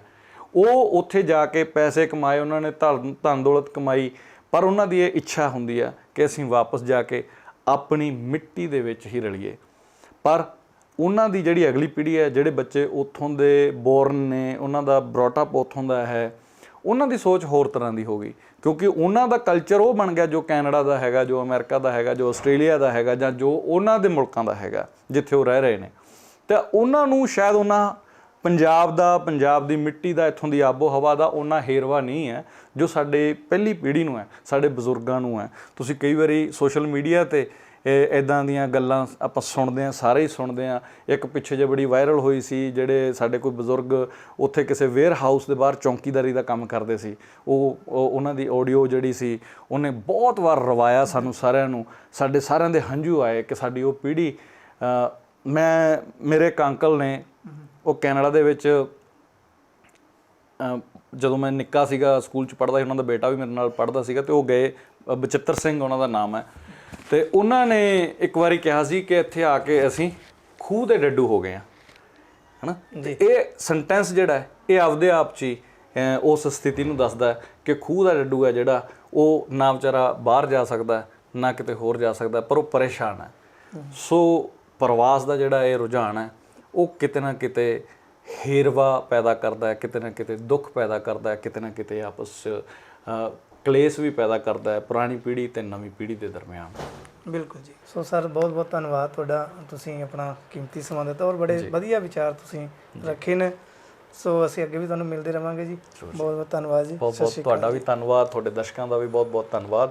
ਅਤੇ ਜੇ ਕੋਈ ਸ਼ਬਦ ਦੀ ਵਾਧ ਘਾਟ ਹੋਈ ਤਾਂ ਖਿਮਤ ਜਾਚਕ ਹੈ ਜੀ। ਸੋ ਇਹ ਸਨ ਡਾਕਟਰ ਕੁਲਪਿੰਦਰ ਸ਼ਰਮਾ ਜੀ, ਜਿਨ੍ਹਾਂ ਨੇ ਸਿੱਖ ਪ੍ਰਵਾਸ, ਪੰਜਾਬੀ ਪ੍ਰਵਾਸ 'ਤੇ ਬੜੇ ਖੁੱਲ੍ਹ ਕੇ ਵਿਚਾਰ ਕੀਤੀ ਹੈ ਅਤੇ ਦੱਸਿਆ ਵੀ ਕਿਵੇਂ ਕਿਹੜੇ ਖੇਤਰਾਂ 'ਚ ਸਾਡਾ ਪ੍ਰਵਾਸ ਹੋ ਰਿਹਾ ਅਤੇ ਕਿਵੇਂ ਇਹ ਪ੍ਰਵਾਸ ਸਾਡੇ ਲਈ ਚੰਗਾ ਹੁਣ ਵੀ ਹੈ, ਅਤੇ ਕਿਵੇਂ ਜਿਹੜਾ ਸਾਡੇ ਪੰਜਾਬ 'ਚ ਪ੍ਰਵਾਸ ਹੋ ਰਿਹਾ ਉਹ ਕਿਉਂਕਿ ਜਿਵੇਂ ਅਸੀਂ ਪੰਜਾਬ ਤੋਂ ਬਾਹਰ ਜਾ ਕੇ ਅਸੀਂ ਮਾਣ ਕਰਦੇ ਹਾਂ, ਅਤੇ ਉਹ ਵੀ ਇੱਥੇ ਆ ਕੇ ਇਹਨਾਂ ਦੇ ਜਿੱਦਾਂ ਕਿਹਾ ਵੀ ਉਹ ਵੀ ਇੱਥੇ ਆ ਕੇ ਵੱਡੀਆਂ ਪੋਸਟਾਂ ਦੇ ਕਾਰਜ ਜਿਹੜਾ ਖਿਲਾਫ ਪਿਆ ਉਹ ਕਿਸੇ ਨਾ ਕਿਸੇ ਰੂਪ 'ਚ ਤਾਂ ਭਰਨਾ ਹੈ। ਉਹ ਖਿਲਾਫ ਨਾ ਬਣੇ ਜੇ ਅਸੀਂ ਆਪਣੀ ਸੱਭਿਆਚਾਰ ਨੂੰ ਬਚਾਉਣਾ ਕਰਨਾ, ਤਾਂ ਉਹਦੇ ਬਾਰੇ ਜਿਹੜਾ ਹੈ ਜਿਹੜੀ ਸਾਡੀ, ਕਿਉਂਕਿ ਪੂਰੇ ਜਿਹੜਾ ਭਾਰਤ ਹੈ ਇਹਦੀ ਜਿਹੜੀ ਵੰਡ ਹੋਈ ਹੈ ਸੱਭਿਆਚਾਰ ਪੰਜਾਬੀ ਇਹਨਾਂ ਭਾਸ਼ਾ ਦੇ ਆਧਾਰ ਤੇ ਜਿਹੜੀ ਵੰਡ ਹੋਈ ਹੈ। ਸੋ ਉਹਨਾਂ ਭਾਸ਼ਾਵਾਂ ਨੂੰ, ਖਿੱਤਿਆਂ ਨੂੰ ਬਚਾਉਣ ਵਾਸਤੇ ਇਹ ਵੰਡ ਜਿਹੜੀ ਹੋਈ ਸੀ, ਜੇ ਉਹਨਾਂ ਨੂੰ ਬਚਾਉਣਾ ਹੈ ਤਾਂ ਉਹਦੇ ਲਈ ਕੋਈ ਨਾ ਕੋਈ ਜਿਹੜੇ ਹੈਗੇ ਆ, ਜਿਹੜੇ ਸਰਕਾਰਾਂ ਨੂੰ ਵੀ ਚਾਹੀਦਾ ਕੋਈ ਨਾ ਕੋਈ ਜਿਹੜੇ ਨਿਯਮ ਜਿਹੜੇ ਇਹਦੇ ਵਾਸਤੇ ਫਿਕਸ ਕਰਨੇ ਚਾਹੀਦੇ ਹੈ। ਤਾਂ ਇਸ ਤਰ੍ਹਾਂ ਉਹਨਾਂ ਨੇ ਹੋਰ ਵੀ ਦੱਸਿਆ ਵੀ ਜਿਹੜੇ ਪੰਜਾਬੀਆਂ ਨੂੰ ਆਪਣੀ ਪੰਜਾਬੀ ਹੋਣ ਤੇ ਮਾਣ ਹੋਣਾ ਚਾਹੀਦਾ, ਆਪਣੀ ਪੰਜਾਬੀ ਬੋਲੀ ਤੇ ਮਾਣ ਹੋਣਾ ਚਾਹੀਦਾ। ਸੋ ਇਸ ਤਰ੍ਹਾਂ ਇਹ ਜਿਹੜਾ ਹੈਗਾ ਸਾਡਾ ਜਿਹੜਾ ਪੰਜਾਬੀ ਸੱਭਿਆਚਾਰ ਜਾਂ ਪੰਜਾਬੀ ਬੋਲੀ ਜਿਹੜੀ ਹੈਗੀ ਅੱਗੇ ਜਾਏਗੀ, ਜਾਂ ਜਿਹੜਾ ਸਾਡਾ ਪ੍ਰਵਾਸ ਹੈ ਇਹਨੂੰ ਅਸੀਂ ਉਹਦੇ 'ਚ ਨਾ ਬੜੇ ਵੱਡੇ ਦੁਖਾਂਤ 'ਚ ਨਾ ਲੈ ਕੇ ਜਾਈਏ। ਇਹਦੇ ਚੰਗੇ ਵੀ ਇੱਕ ਜਿਹੜੇ ਪ੍ਰਭਾਵ ਹੈਗੇ ਨੇ, ਸੋ ਦੋਨਾਂ ਤਰ੍ਹਾਂ ਦੇ ਪ੍ਰਭਾਵ ਹਰ ਜਗ੍ਹਾ ਪੈ ਜਾਂਦੇ ਆ। ਵੀ ਜੇ ਹੁਣ ਦੁਖਾਂਤ ਬਣਦਾ ਜਾ ਰਿਹਾ ਤਾਂ ਇਹਨੂੰ ਨਾ ਬਣੇ ਜਾਂ ਅੱਗੇ ਜਾ ਕੇ ਤਾਂ ਉਹਦੇ ਬਾਰੇ ਸਾਨੂੰ ਸੋਚਣਾ ਚਾਹੀਦਾ। ਤੇ ਸਰਕਾਰਾਂ ਨੂੰ ਇਹਦੇ ਲਈ ਵਧੀਆ ਰੁਜ਼ਗਾਰ ਜਿਹੜੇ ਆ ਪੈਦਾ ਕਰਨੇ ਚਾਹੀਦੇ ਆ, ਐਜੂਕੇਸ਼ਨ ਸਿਸਟਮ ਨੂੰ ਜਿਹੜਾ ਹੈ ਉਹ ਠੀਕ ਕਰਨਾ ਚਾਹੀਦਾ ਹੈ। ਇਹ ਸਰ ਨੇ ਜਿਹੜਾ ਸਾਨੂੰ ਇਸ 'ਚ ਆਪਣੇ ਵਿਚਾਰ ਰੱਖੇ ਨੇ। ਸੋ ਇਸੇ ਤਰ੍ਹਾਂ ਤੁਸੀਂ ਜੁੜੇ ਰਹੋ ਵਿਜ਼ਨ 1469 ਦੇ ਨਾਲ। ਜੇ ਤੁਹਾਨੂੰ ਇਹ ਵੀਡੀਓ ਚੰਗੀ ਲੱਗੀ ਤਾਂ ਇਹਨੂੰ ਵੱਧ ਤੋਂ ਵੱਧ ਸ਼ੇਅਰ ਕਰੋ। ਜੇ ਤੁਹਾਡਾ ਕੋਈ ਵਿਚਾਰ ਹੈ ਤਾਂ ਜ਼ਰੂਰ ਤੁਸੀਂ ਕਮੈਂਟ ਬਾਕਸ ਵਿੱਚ ਜਾ ਕੇ ਆਪਣਾ ਕਮੈਂਟ ਕਰੋ, ਤੇ ਅਸੀਂ ਉਹਨੂੰ ਅਗਲੀ ਵੀਡੀਓ ਦੇ ਵਿੱਚ ਉਸ ਵਿਚਾਰ ਨੂੰ ਲਵਾਂਗੇ। ਤੇ ਤੁਹਾਡਾ ਜਿਹੜਾ ਹੈ ਸਵਾਲ ਆ ਉਹਦਾ ਜੇ ਕੋਈ ਰਿਐਕਟ ਕਰਨਾ ਤਾਂ ਉਹਦੇ 'ਚ ਅਸੀਂ ਕਰਾਂਗੇ। ਸੋ ਹੋਈਆਂ ਭੁੱਲਾਂ ਚੁੱਕਾਂ ਦੀ ਖਿਮਾ। ਵਾਹਿਗੁਰੂ ਜੀ ਕਾ ਖਾਲਸਾ, ਵਾਹਿਗੁਰੂ ਜੀ ਕੀ ਫਤਿਹ।